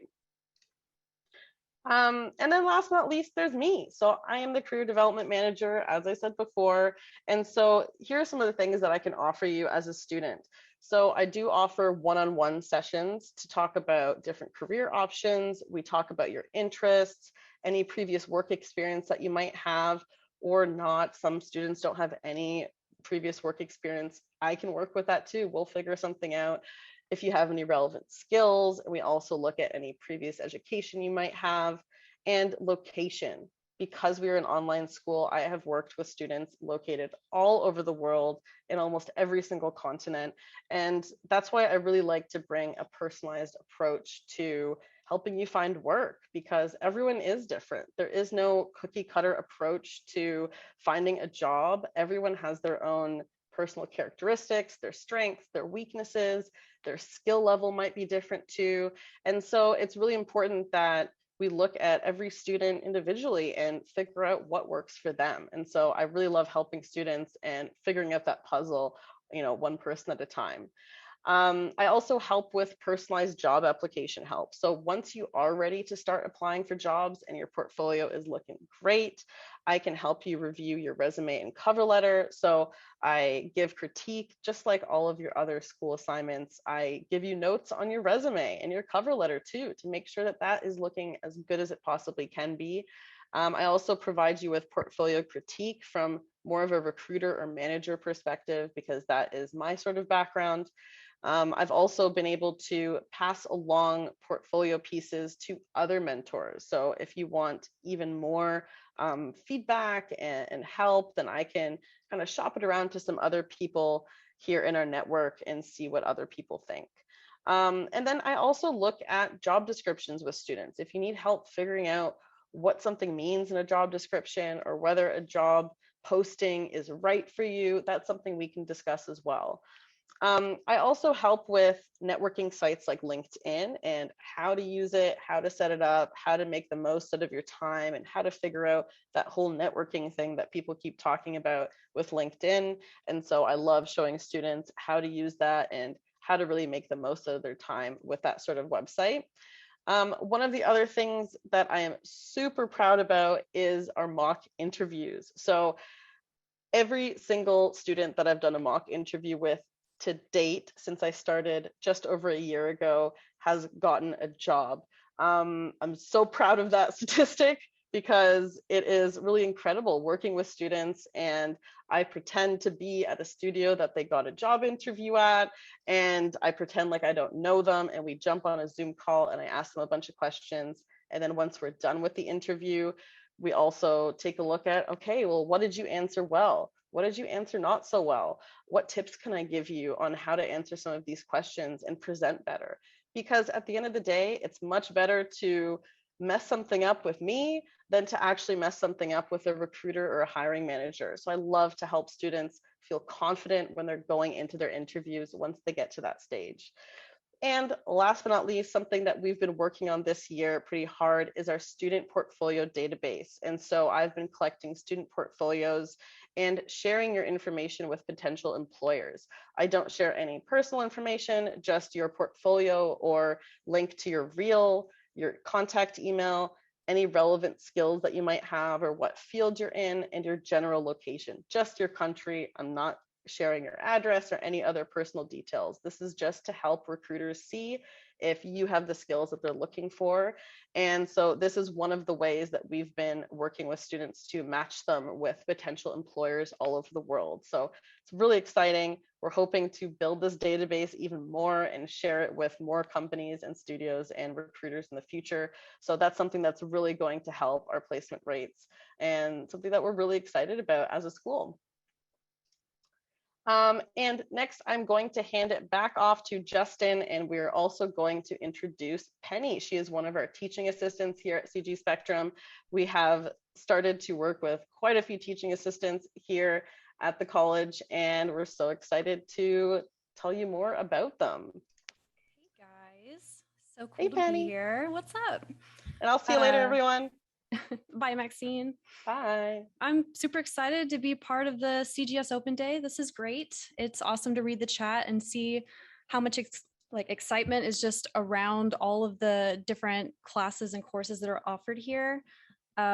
Just hop right into it. Get some Q&A going. We'll answer those later.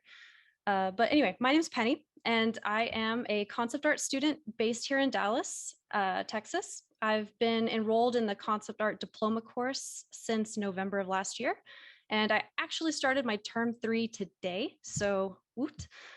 Big shout out to my mentor, Eric Wilkerson, for being amazing. And I'm also one of the newer teaching assistants, or TAs, here at CG Spectrum, and I've been in the role here since April of this year. Prior to school, I've had a small background in training and development and some retail jobs, as well as having like some freelance illustration work and graphic design work, but art has always been one of my biggest passions. So I made the jump last year to finally get enrolled in school, and I was sitting pretty much exactly where you are today, debating whether or not to make this jump. And careers, you got to figure out where you want to go in life, and this is something that from last year, 2020, this was a big inspiration for me, hopping onto CG Spectrum. So to piggyback even off of what Simon said earlier, and what has also become kind of a big passion of mine, is just being a part of this awesome community. Like, that can't go as an understatement in any sense of the word. Interacting with these students, just like myself, and all these industry professionals, it's offered so much insight and inspiration, encouragement.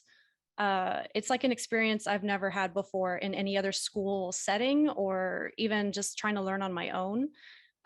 What I've learned here is just be yourself, figure out what career you want to go into, and really just try and make it happen. You can develop your portfolio in so many different ways, and you have all these mentors here to help back you up. And also, of course, all of your peers and students that you've met from all over the world, offering all different types of perspectives. So it's been a really great experience. One of our really exciting things that we can do is also offer collaboration opportunities. So we do have a channel that's dedicated just for that, where students can kind of just like pitch off ideas. They can see who wants to hop on. I've seen concept artists, I've seen 3D modelers take on different practices just to try and get like some extra experience under their belts. It's really, really great to open yourself up to sharing those works in progress and trying to get those freelance opportunities just to get that experience. But what Maxine was also saying too, that networking and career building, like that is just such an important aspect too, of just getting yourself out there and not being afraid to talk to someone and ask questions, grow yourself in those ways. Because your peers are here to support you, your mentors are here to support you, and overall the community here is just fantastic. So on top of all of those other resources, we also have those open sessions, which have been kind of brought up here and there.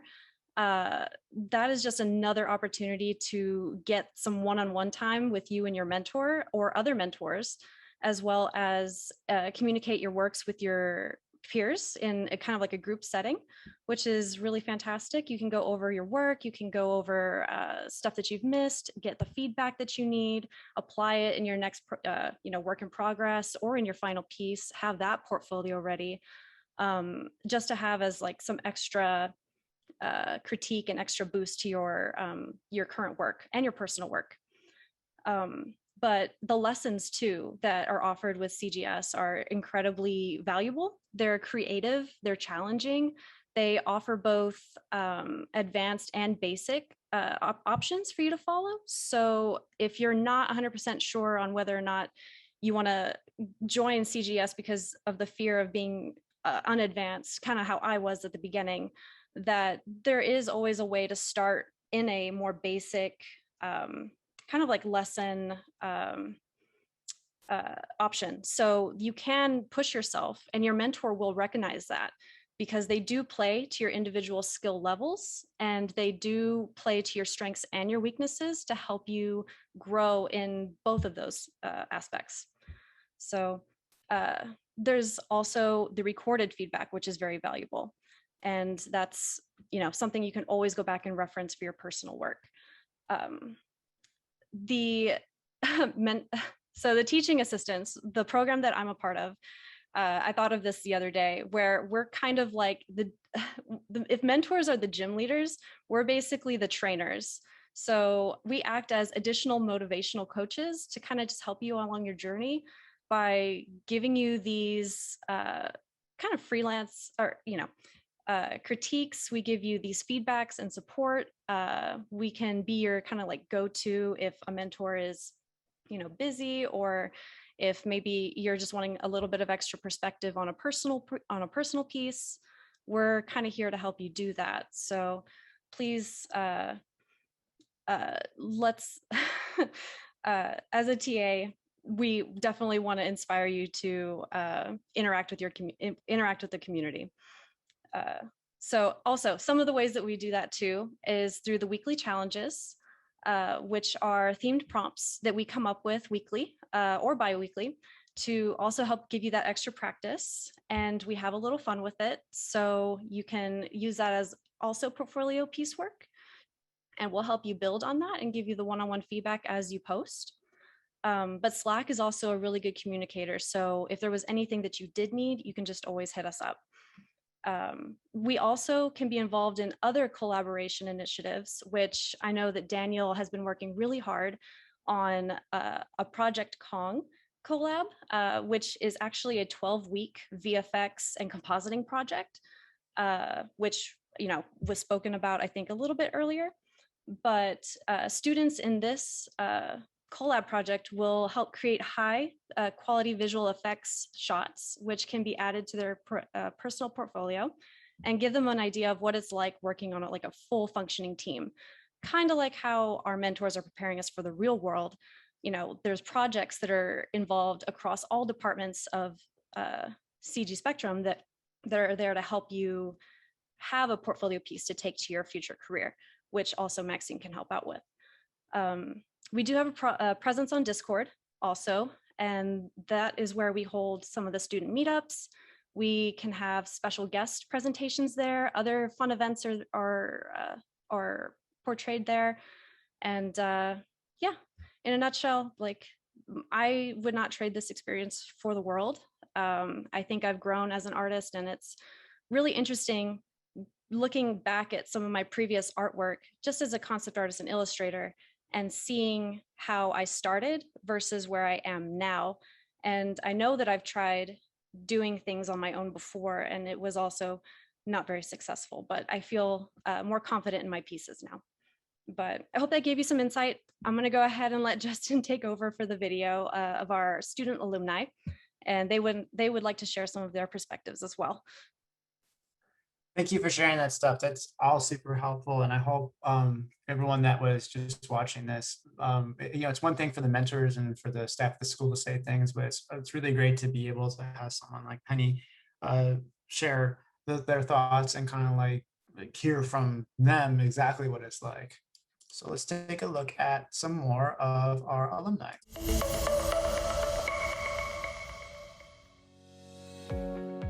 My name is Pietro Tritsulo, and I studied Foundation of VFX and Game Design and Advanced 3D Modeling, and I'm currently working as a freelance 3D modeler and character artist for games, and as a teaching assistant here at the school.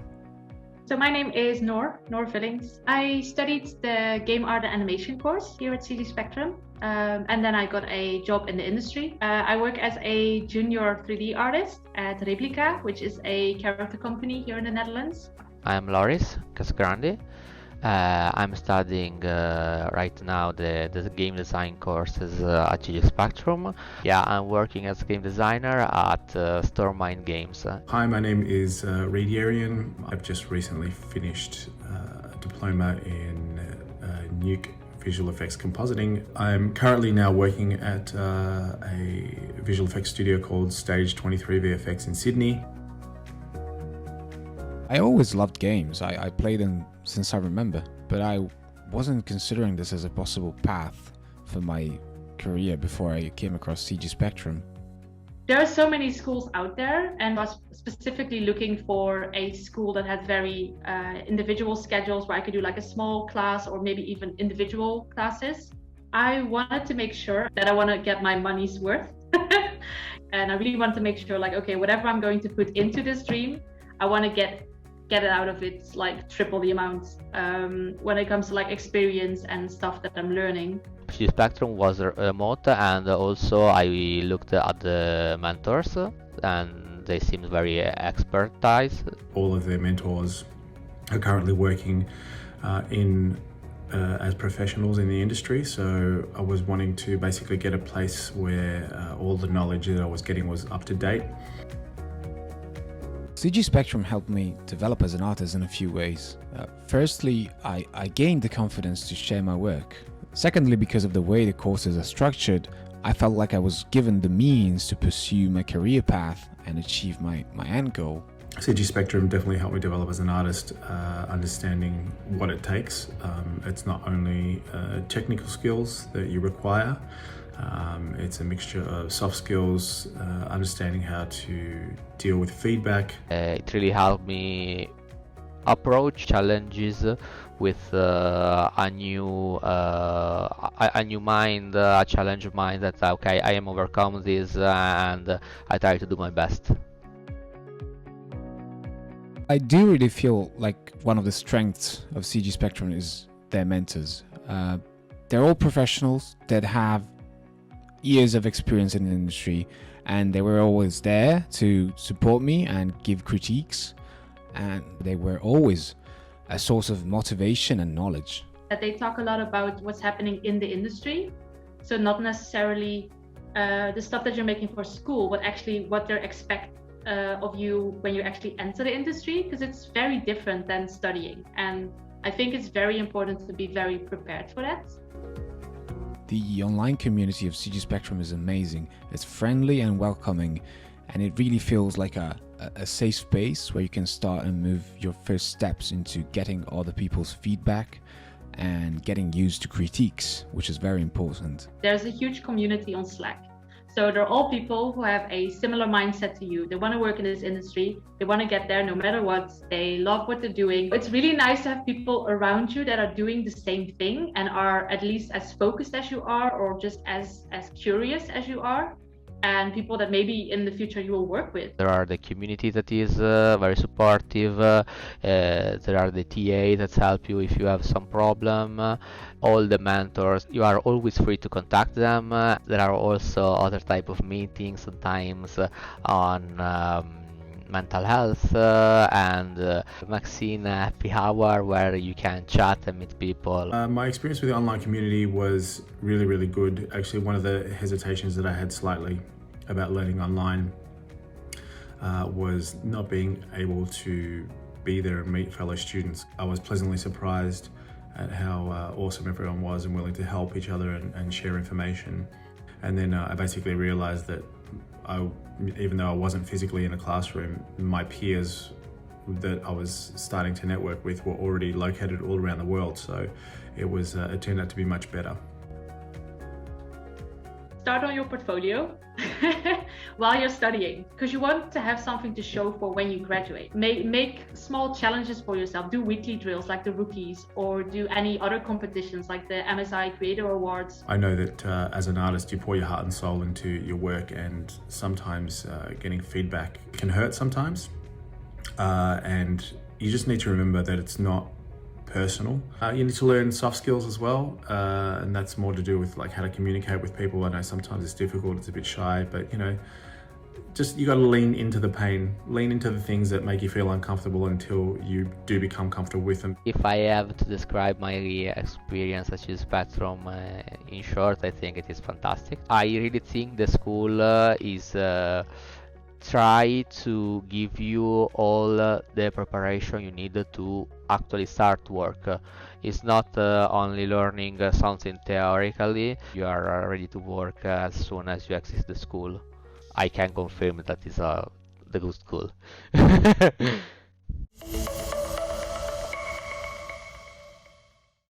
So I hope that gives you guys some insights on some of our previous students, the process for them, what made them choose the school, where they're finding themselves now afterwards, and some advice.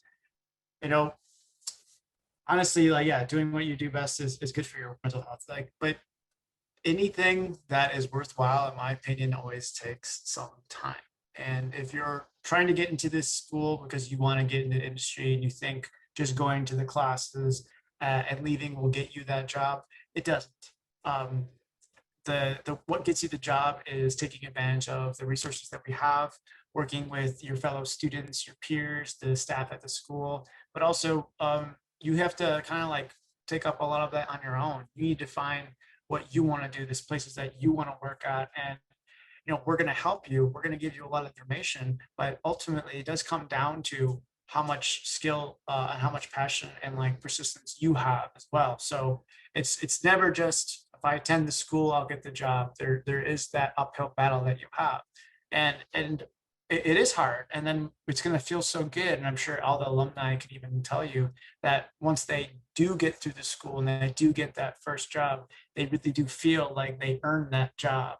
And it wasn't just given to them. So that's a big thing to remember. Beyond that, we need to talk about that Wacom contest. I also want to make sure that you guys understand that the key word that you need to have for the form is creative. All right. So make sure to jot it down that for the Wacom contest, we're going to be sending you a form within the next 24 hours. And the keyword is creative. All right.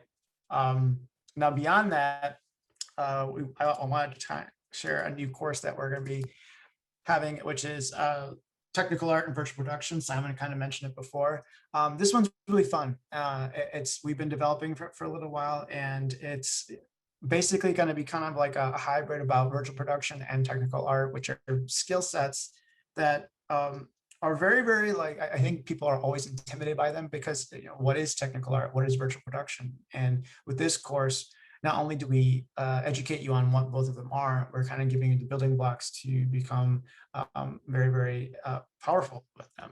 You're going to be able to create your own short film sequences. You'll be able to train as a real-time artist and a technical artist, which are skill sets that are vastly needed amongst animation, visual effects, and game development. I know that we mentioned before that the Mandalorian that ILM and Disney and like Lucasfilm is making, that's all virtual production. That's all using Unreal Engine. And since we've become an Unreal authorized partner, we're really leaning hard into that content because it's being used. Pixar is using Unreal. So is DreamWorks. So is Disney. So is like Digital Domain. All these big studios. So it's not just a game development thing anymore. But even beyond that, skills like technical art, that's gonna I think the easiest thing that most people have when they come to a school like this or just any creative school is they tend to lean towards what they're interested in, and usually it's like, I like characters, I want to draw, I want to do XYZ. But I want to challenge you to do something that you may not be familiar with, and it's not your 100% go-to right away choice. But do your research. Go on to these movies that you like, these games that you like. Look at their credits. Look at the studios that work on them. Go to their studios' websites. Look at their career options and see what they're hiring for. And you're going to see a lot of it is going to be for virtual production, for technical art. And it's, maybe you're not doing exactly what you want to do, but you're going to have a lot of fun doing these other things like technical art. You're really putting the pieces together and building these scenes and building these worlds. And if you ever have time, you just Google virtual production plus Mandalorian, you're going to see some amazing stuff that's going to really show you some ideas of what we're going to be doing. And just to kind of jump over to, like, if you go to cgspectrum.com/real-time production course, virtual production course, you're going to see this pop open.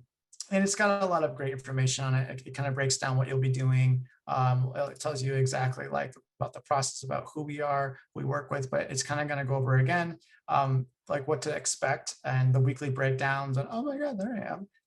All the other fun stuff too. So yes, again, this is a great course. I would sign up for it. And I hope that you all want to dig into it. And last but not least, these are just ways that we can kind of keep in touch. I know a big thing is, a lot of you have been asking questions. How do we get in touch with specific mentors and stay in touch with the school? Maybe that you're not ready to sign up just yet for a particular course with us, but it's free to follow up with us on any of these like social media outlets as well. So we're always sharing our student work. We're always sharing our like any new classes that we have, any new workshops. So those are really good places for you guys to all keep in touch and follow up with that as well. Now, having said that, I think we're ready for a little Q&A. Does that sound about right? All right, I think that's what we're Ready. I'm ready. Yeah, I'm ready. All right. Yeah, so let's I think we've we've already answered 121.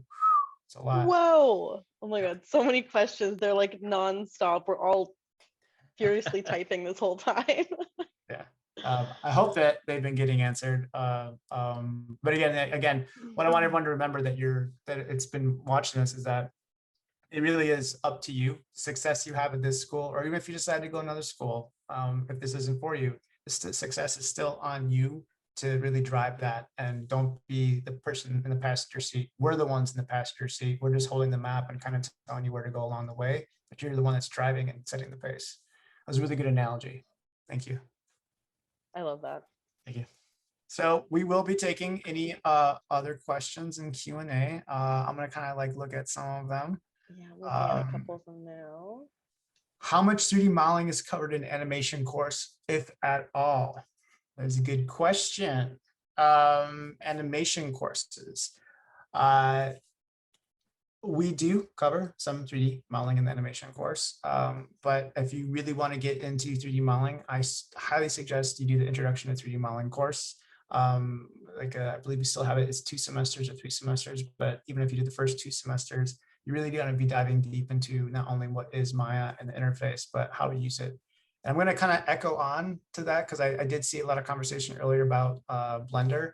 Blender is an amazing piece of software, but you have to also remember that the software that we're trying to show you is what's being used currently in the industry. And the problem with pieces like Blender is that since they're open source, they're constantly being changed. So it's harder for a studio like ILM, for example, to integrate that into their pipeline and keep it updated without it constantly changing. So yeah, you can always still use it. But having said that, I've worked with studios that as long as you're exporting an FBX, which is something that you can kind of send off, yeah, you can use Blender. So we have to draw the line somewhere, and we're drawing the line at Maya. It's great. It does have a lot of crossover too. So I mean, Yeah, learn Maya, and you can pick up Blender really quick.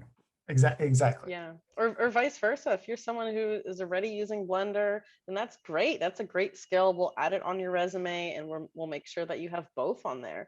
That'll increase your chances at finding a job, because maybe you do apply to a small studio and they do use Blender, or maybe you work freelance and then the client doesn't care what you use as long as you finish it and you create something that is done. So if you use Blender or Maya, then it's up to you.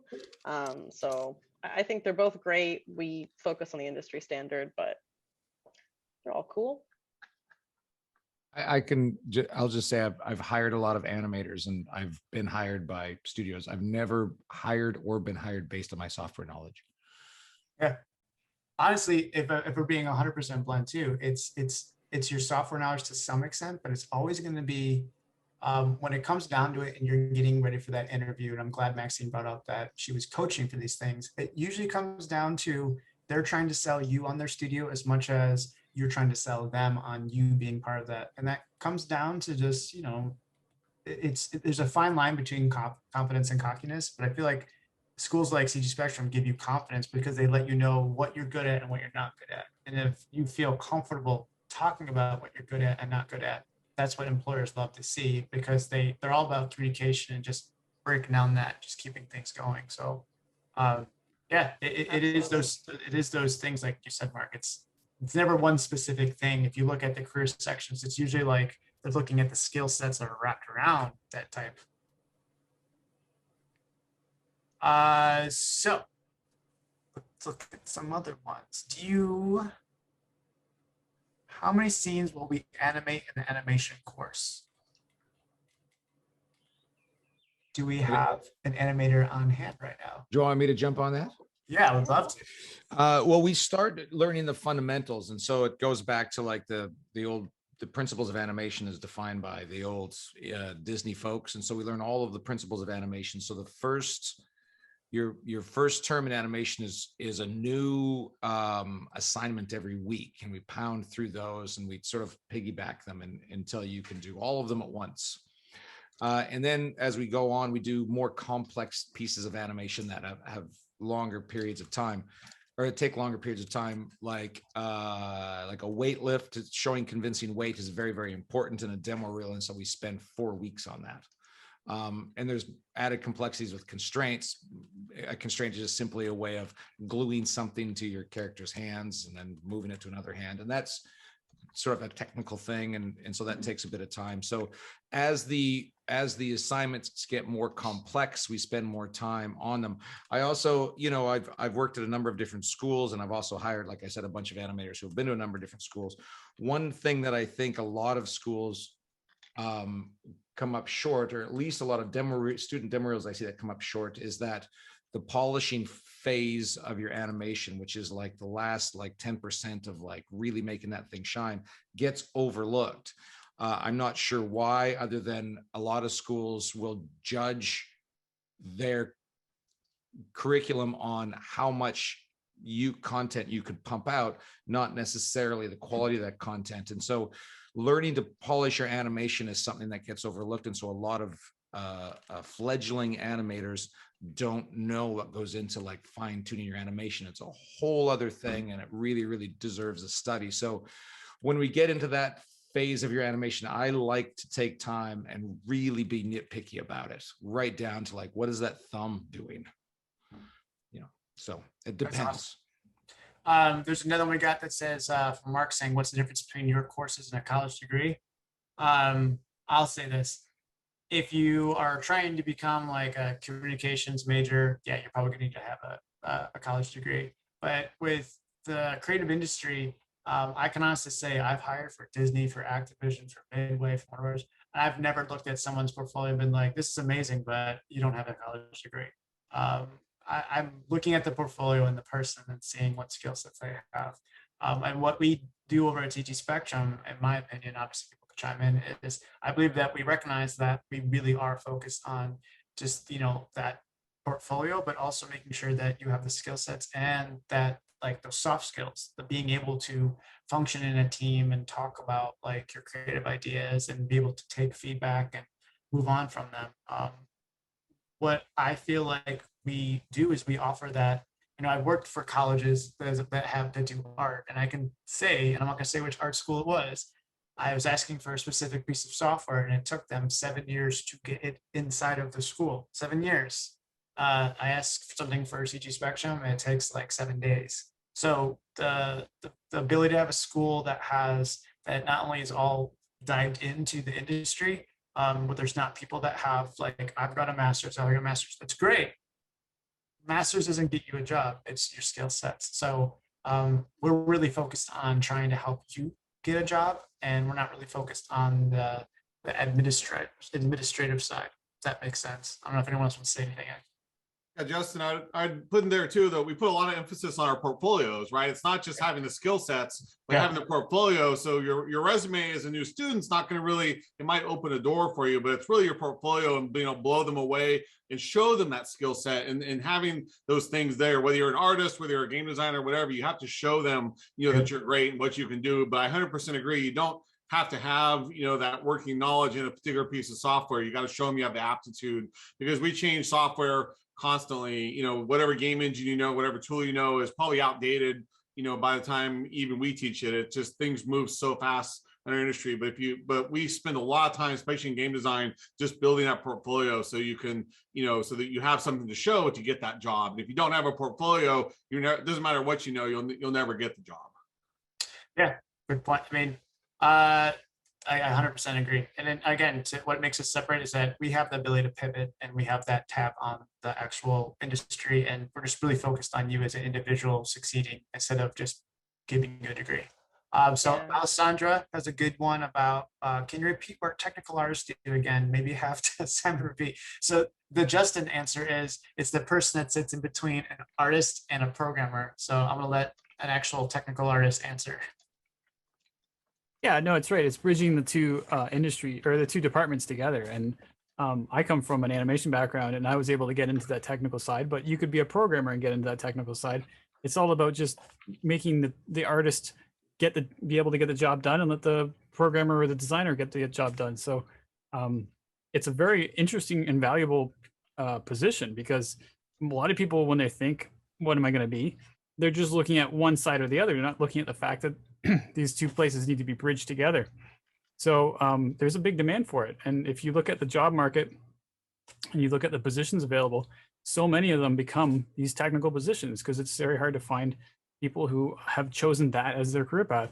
And I think it's super interesting too, because you get to be so creative and sort of control and understand how things are working, and then bridging it and connecting it. It's like everybody's, piecing it together. It's really exciting.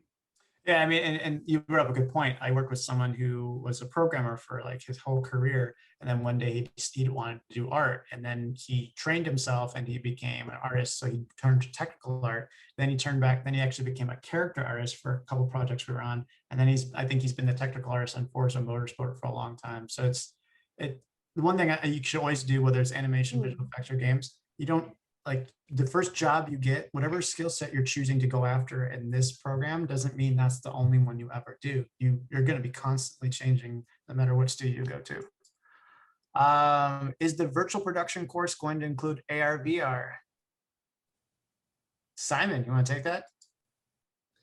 AR and VR? I don't think we have any plans for specifically talking about VR, and definitely not AR. I think it's a bit of a hardware cost limitation to be able to work with it. And I don't think it's really the selling point that is going to get you a job as it is much as virtual production, where you're working with hardware. But the worlds are very close together, and we do have a bit of flexibility in when we do our Q&As. You can talk to people, you can talk to the mentors and have chats and discuss these things. So it doesn't have to be this linear path like a video. Like, you actually do have this nice dynamic where you can kind of steer the course a little bit into a way that you're interested in and see what happens, because you're talking with these people that have tons of experience and they have lots of opinions about all kinds of high level stuff that they're coming from a perspective that is really interesting. So you just tap as much info you can from them during your Q&As. It's really interesting. Yeah, I mean, I should also note though that, like, especially with VR and AR, those are something that you can probably actually learn those skills in the game production courses too, because a lot of times, especially if you're using Unreal, it's a matter of just switching the template type. So it's true. Yeah.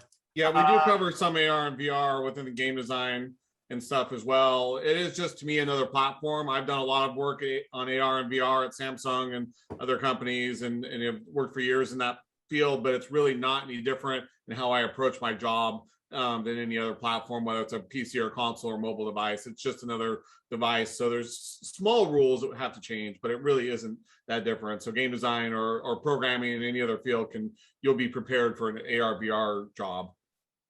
And since you're talking, Troy and Simon, here's another one for you both. I'm looking to move into gameplay AI. I'd like to know what extent academic AI and machine learning skills are transferable to game AI. We don't really cover a lot in game AI in the game design program. I'm not sure how much the game programming course does it, but in general, there's a fair amount of knowledge transfer between just in general game AI in the academic world and in the professional world. The problem is that a lot of the AI is still an area that's really, really CPU intensive and tends to be really hard for a lot of slower platforms, especially to handle. So the game developers have been kind of shy on AI and going too crazy with it, whereas the academics have been a little bit more, free to kind of explore and not worry about how fast the game is running, that kind of thing. So that's where the disconnect tends to be, is a lot of academic stuff's very useful, but it tends to not be as applicable because of performance issues. That's the biggest disconnect between those two worlds. Cool. And then I wanted to ask a question to Daniel. Daniel, this might be for you. How important is Cinema 4D in the industry standard for visual effects? Yeah, I saw that. There's a few VFX questions that I might try and answer. Cinema 4D, not at all, really. I mean, Cinema 4D is really mainly used in the motion graphics field. So, I mean, you can do a lot of the similar things that you can do in Houdini, but in terms of visual effects for film and games, it's not utilized at all. yeah. Well, let's bounce out above that one and say what kind of portfolio would be needed to apply for Houdini Effects certificate program? Yeah, so I mean, for the intro course, you don't need to provide a portfolio. You can get straight into that one. But if you wanted to bypass the introduction course, you would need to provide a portfolio of your work in Houdini. And it has to sort of demonstrate that you can comfortably use Houdini and create things, and ideally create things that are done in the introduction course. So if you want to have a look on the website and see what are the sort of things that we do week by week in that course, those are really the things that we're looking for, because if you don't have those things, then there's a concern that, you know, if we talk about more advanced concepts, we may not be explaining some of those simpler ideas because you would have already done those in the intro. So that's really what we're looking for. Cool. There was a question just about what effects is that that someone had asked a few times. I just wanted to kind of say that just so they feel like they're being heard. Effects is sort of, you know, anything like explosions, magic, water. Basically, you know, you get the animation and you get the modeling, and then effects is anything extra on top of that. So footstep dust or smoke in the background or mist or environment sort of integration stuff. It's really, you know, a wide range of things that just helps to bring the whole scene to life. Yeah. Yeah, there's a really great, if you guys ever YouTube, go into YouTube and just like type in like Ratatouille and Pixar making of, they show a breakdown of like the block out, the animations. And then when you get to the visual effects part, like them shaving the tree, like the cheese and then like the cooking part and the bubbling and the steam. So yeah, it's always fun to see those. The food in that is incredible. Yeah, that's amazing. So there's another one, Simon, you want to help us with this one. So Chris is asking foundations of VFX question. So term 1 animation modeling, how does that compare to introduction to 3D modeling course? It's the same content, but the introduction to animation and the introduction to modeling are 3 terms. So there's actually like, you go an extra term further, but with foundations, it's 2 terms and then you get to choose a path. So it's foundations is really designed to be like, you're doing both the modeling and the animation at the same time for your first term. And then you're doing, again, more modeling, more animation, like the next level. So you're really, it's trying to like, let you pick. And then you get to the last point and you can switch between, if you're on the path of VFX and you're like, oh, I want to take Unreal, you can switch in the second term and switch over to the other thing or vice versa. And then you get some more exploring time so that you can kind of get a sense of what these different things are. And what's nice about it is a lot of this stuff complements each other. So, you know, you start learning the modeling, it helps you with the animation. You start learning the animation, it helps you with the modeling. You get into VFX, it's really nice to know all this, like how to UV map everything, all that stuff. It all nicely complements itself. And you're not really going to the point where you're so deep into a topic that it's not needed. It's just that nice base that you get, gives you a well-rounded skill set.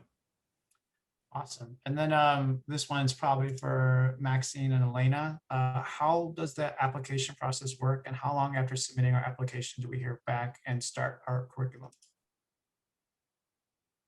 Yes, so I covered this early on if that person wants to watch the webinar back, but we usually aim to respond between 3 and 5 days. And basically you can apply by pressing the apply now button at the top right hand side of the website, and you fill in that form and we'll respond to you there. So that's basically where the application process starts. So right at that button. Very cool. And then Brandon, here's one for you. Is concept art used for creating picture books, or is that more illustration? That's definitely illustration. As I mentioned before, any sort of finished artwork tends to be more illustrative than concept art. The way you want to think about that is concept artists are sort of the tip of the spear. I mean, probably in games, you're going to have the game designers actually going first so that we have something to draw. But we tend to be close to the tip of the spear anyway, because we have to start visualizing things, visually developing things so that the rest of the disciplines can have something to do, right? So we work in that chain, in the workflow or the pipeline, I guess. Whereas an illustrator is creating the finished artwork that you would see in a kid's book or on the cover of a comic book kind of thing. I'm going to bug you one more time.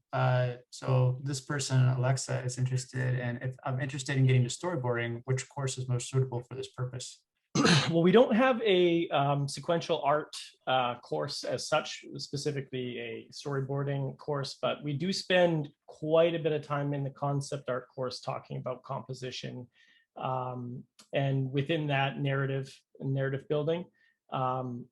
So I would say that if you're interested in that as an avenue for you to be expressing sort of like your 2D art and story building, I would say probably the intro to concept art, and then I'd move into more of the illustration end of things, because then right now our illustration course deals a lot with individual stills of storytelling. So it's really important for us in illustration to be, in one frame telling a whole bunch of, like, the picture's worth 1,000 words kind of vibe.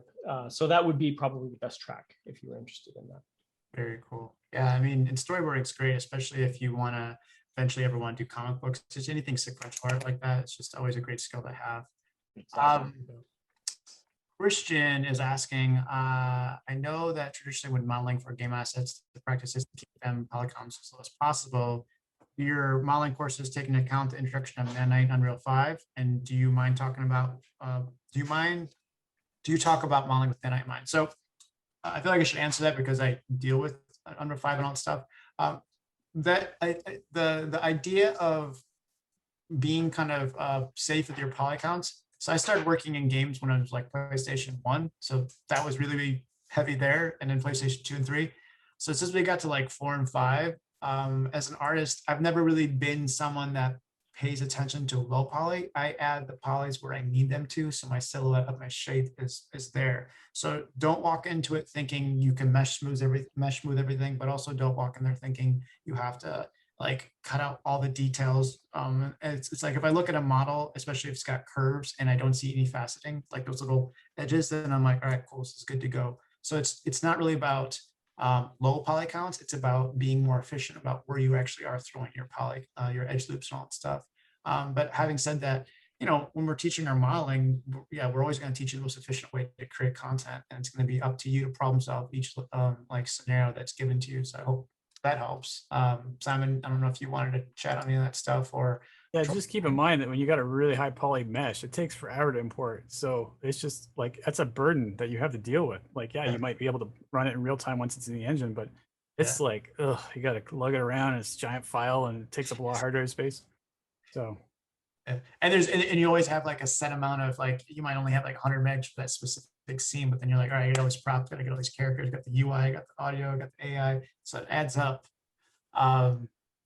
Cool. What computer specs, GPU, CPU would you recommend for softwares for such quality work? I'm not a technical person, but I'm going to give my non-technical person answer. NVIDIA RTX 5000 would be amazing if you wanted to get something like that. Obviously, that kind of stuff is always going to be higher, but I just got myself a laptop that has that, and Unreal 5 purrs like a kitten on it. It's great. Let's check out this. Could I start introducing from a 3D modeling course and move into the real-time 3D and virtual production diploma course? Does that path make sense? Yeah, I mean, Simon can talk a little more on that, but I feel like that path makes pretty much sense too. You don't necessarily need to do the 3D modeling course first, but I think it's going to give you more flexibility and being able to create your own content as you get in those scenes. But what do you think, Simon? Yeah, our real-time course is designed to be able to start from scratch. You don't have to have any background to get into it. But it definitely helps. I mean, the idea is that we're working in Unreal and we're using assets that exist and we're working with the tools with Unreal. We do get a bit into Motion Builder and Maya and stuff. So there is a bit of software that needs to be known, but we try to teach it like as if there is no background experience. And but man, it makes a difference. If you really want to be an environment modeler, and a technical artist, you got to know what UVs are. You got to know what all this stuff is. So those skills are really important as well. Let's look into here. Yes, that one's all good. We got another one for you in terms of Daniel. For when studying new compositing, would you recommend we have a decent camera for video capture? Yeah, I don't think it's 100% necessary to have that. you are provided with a lot of content, and there is a lot of content available online. But if you wanted to work on your own projects, then, you know, it is a good idea. But, you know, there are good cameras in phones now. You don't necessarily have to have a RED camera or some, you know, expensive digital SLR. You can work with high quality footage off your phone if that's what you want to do. But it's not necessarily a requirement of the course, not at all. Yeah. And there's another one for you. When it comes to new compositing, all the demo reels will look really similar since you don't have the ability to create your own scene. I guess that's a question. Oh yeah. Will they look all similar since you don't have the ability to create your own scene? Well, yeah, I mean, and that's really down to the student and what they want to get out of the course. And if they want to just follow the tutorial and learn those skills and produce that result, then that's completely fine. But, you know, as a mentor, I usually encourage students to do their own thing or take the footage that we've provided and change it in some way to suit what they want to do. Or if they do have their own camera, then shoot their own footage and use the skills that we're teaching in the pre-recorded material and, you know, interpret them in a way that's meaningful to them and produces a work that's unique. Yeah. And then we have Jeffrey Purcell is asking, I see a fair amount of reels showcasing only fighting animations or spell effects. Is there such a role in the industry where you can focus on these subjects? Yeah, visual effects for video games. All you like, I think you know, Daniel, you said you worked in games a little bit too. Can you chime in on that specific aspect of it? Yeah, I mean, it's all, you know, a lot of it is fighting and kind of magic stuff. I think some of that is also down to what's, like, as an effects artist, what's available out there for resources as well. You know, we have websites like Mixamo where you can go and download fight and spellcasting animation, and that's kind of like all that's on there. And a lot of people, effects artists, only create the effects, so they don't create the animation. So we rely on being able to download resources like that. And that seems to be the, you know, the majority of the resources that are out there. So that's probably why you do see a lot of fight sequences and dancing, you know, dancing guys and, you know, all that sort of stuff. We rely on, you know, what we can download basically. Yeah. Awesome.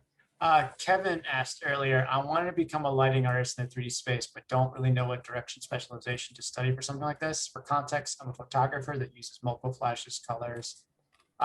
Honestly, Kevin, if you want to be a lighter, dive into, I think you'd like the virtual production and the technical artist one, and just anything Unreal, because the way that you can build stuff inside of Unreal, just those tools, I think you will love it from now on. Especially the virtual production side is going to really allow you to use your photography skill sets and eyes to kind of position yourself behind the camera in that capacity. I mean, what do you think, Simon?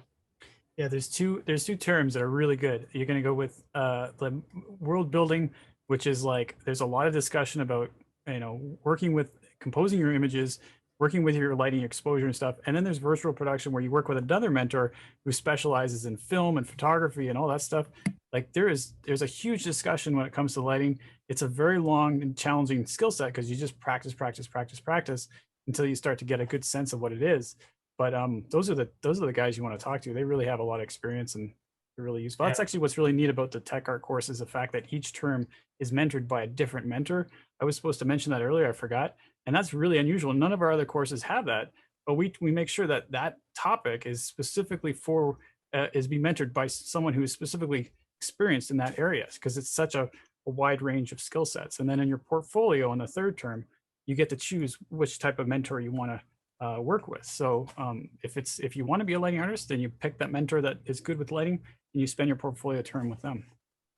Very cool. This question is probably for Brandon. iPad Pro or Wacom tablet, which was the best to work with? He's got the iPad Pro. They want to know, do they need the Wacom? Yeah, I get this question a lot because a lot of people like to use Procreate to paint. There is Photoshop now on iPad, but it's still a bit janky. And so we, as Justin mentioned before, we use industry standard software. It's not to say that you couldn't complete something in Procreate or even make use of Photoshop on the iPad. I would say though, when we want to look at files, I need a PSD because I need to go through that layer. I'm not going to load up an iPad with Procreate, for instance, and go through that. So I have had students before that have submitted, you can export a PSD through Procreate on iPad. So they have done that. Some of the stuff that you can do in Photoshop, you can't quite do in Procreate yet. So I would say it's going to be better for you to get a digitizer that's on PC or Mac rather than the iPad, at least right now. I've got the new iPad M1 and it's amazing, but you can't have a whole bunch of apps open on it quite yet. And so I think that's going to be a software thing in the future. But right now, it would be better for you to have more of the industry standard stuff. So PC, desktop, digitizer. Thanks, man. And there's some things that are nice about it. Like when I'm drawing on my tablet, I just look straight ahead as opposed to looking down. So I always enjoy doing something like that. You don't get the hunchback. Yeah. If I can chime in just a second on that too. I have a lot of students that ask me what the best tablet is for instance, for concept art and illustration. Like, what is your pen specs? What is your tablet specs? I personally am operating on like a 10-year-old tablet. So I don't use the top of the line software just in that instance, but I think it really just boils down to your personal experience and growth as an artist, not so much the tablet or the actual machinery, you know? Yeah, I would agree with that. I've got an old Cintiq 21 UX here, which you can barely see. This thing's old. I love it. Looks like it's heavy. Yeah, it is heavy. It's super heavy and hot. But could you use the competitor stuff, the XP Pen and the Huion? Yes, right. I've worked with professional artists that absolutely hate Cintiqs. They prefer the tablet on the Wacom Intuos 5. Yes, exactly. So some people prefer kind of looking, as Justin said, straight across and not hunching over. It definitely does take a lot for you to make sure you're stretching and stuff when working on a Cintiq, because you can be doing this for hours, right? And so I would just go, the competitors are making cheaper things than Wacom right now, and they work. The best. Yeah, and so you are not going to be needing all of the extra bells and whistles of like touch and of the expensive, bigger Wacom tablets. If you can afford it, then great, right? But you don't need to use the highest end stuff to do what we're doing at all. So yeah, it's a good point. If you got the money, why not? Hey. To echo, we're going to do, we might go to 2 more questions. And to echo on that whole money thing, Rodney Robinson asks, I understand there's student license to use software based on the courses chosen, but after a student is finished with their course, how do they go about acquiring a permanent software license for their computer that's maybe, that might be quite expensive? So honestly, I would love to kind of like, you know, you can probably throw some of those questions at like Maxine and whatnot, but in my opinion, a lot of those things they're easy, not easy. A lot of the softwares are free. Some require you to be a student, but even if you get to the point where you're not a student anymore, there are ND license for some of them. But like for Houdini, for example, you know, you have the apprentice version, which is free. It's watermarked, but then if you pay $2.99, I think it is, you get a pretty much full featured software, which is not watermarked, allows you to render any resolution. Yeah. And then if you look at like the full, you know, license is like $5,000 or something, but you don't need that. That's for studios. You can just buy the indie version. And like you said, I think a lot of softwares offer that now. Yeah, and honestly, that's a good thing to think about too, because something's going to pop up if you get done with these courses. And let's just say you do get your first job and it's a VFX thing, you're a contractor, it's amazing, and they're not providing the software because you're a contractor. Have the indie, because if you don't and you use student software to make something, that's not good. But that stuff is always going to be, I mean, welcome to the world of CG. Like anything you do, if you're doing it right, you can write off within reason as having it help you with your own career. So I think an important thing to mention here too is that we work with so many different types of software here at the school, depending on the course that you take. Our modeling course, for example, you're learning multiple different types of software, not just one. And so any questions you have about what you can do after or how you can use the software, again, that's what our community is great for. You can ask your mentor, you can ask other students what they're doing, how they're using it. So anything that we were not able to answer here, we're in a much better position to answer within our community and support our students that way. So just anything I couldn't answer today about licensing. There's going to be, I mean, make sure you guys follow up and use all of our stuff. Go to all of our like our social media, our website. We're really active on answering and stuff like that. And just to kind of like, I saw Miguel's last question, ZBrush is expensive. And you know what? Any trade, like my dad was an electrician. He had to buy all of his tools. These are your tools. You need to invest in yourself, invest in success to give yourself like that good chair, the good computer. These things might sound expensive, but they're going to help you down the road and they're going to pay for themselves and then some. So if you're ready to do this and dive in, then really dive in. It's going to You can also get ZBrush Core and you can use ZBrush Core Mini. They're not going to be the full versions, and some parts are kind of chopped out of that. But like, I mean, this just is the same thing we've been saying, is there are cheaper ways of using these apps without, going into full production mode, right? So. Exactly. Yeah, it all depends on what you're trying to do.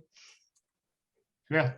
And I think, again, just, if you can take the time, and, I hope today, meeting all these mentors and the staff and talking to people who have been alumni and just doing these Q&As. I mean, we answered 174. Jeez, good job, guys.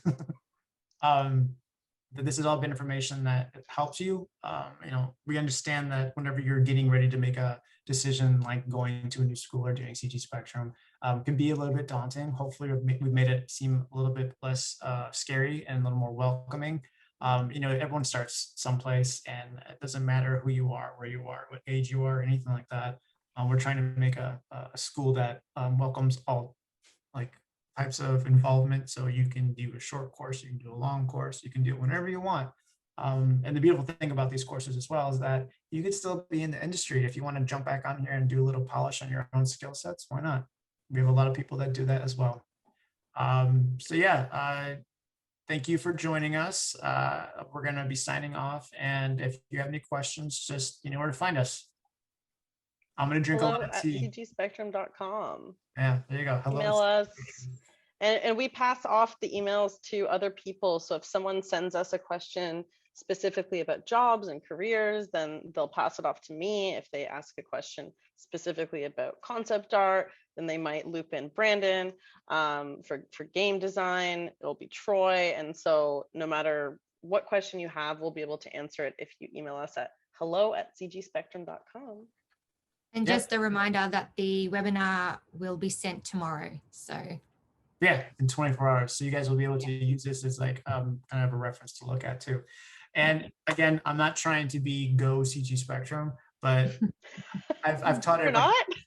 Yeah, I know, right? I've taught a bunch of places. I've worked at a bunch of places. I truly do think that this model of education is very beneficial for all people, and it's going to give you that one-on-one or small group feel that allows you to feel comfortable asking questions and kind of being a little bit vulnerable. Because I've been in places where there's like large classes of 30 people and you don't really want to ask that question, but here you can.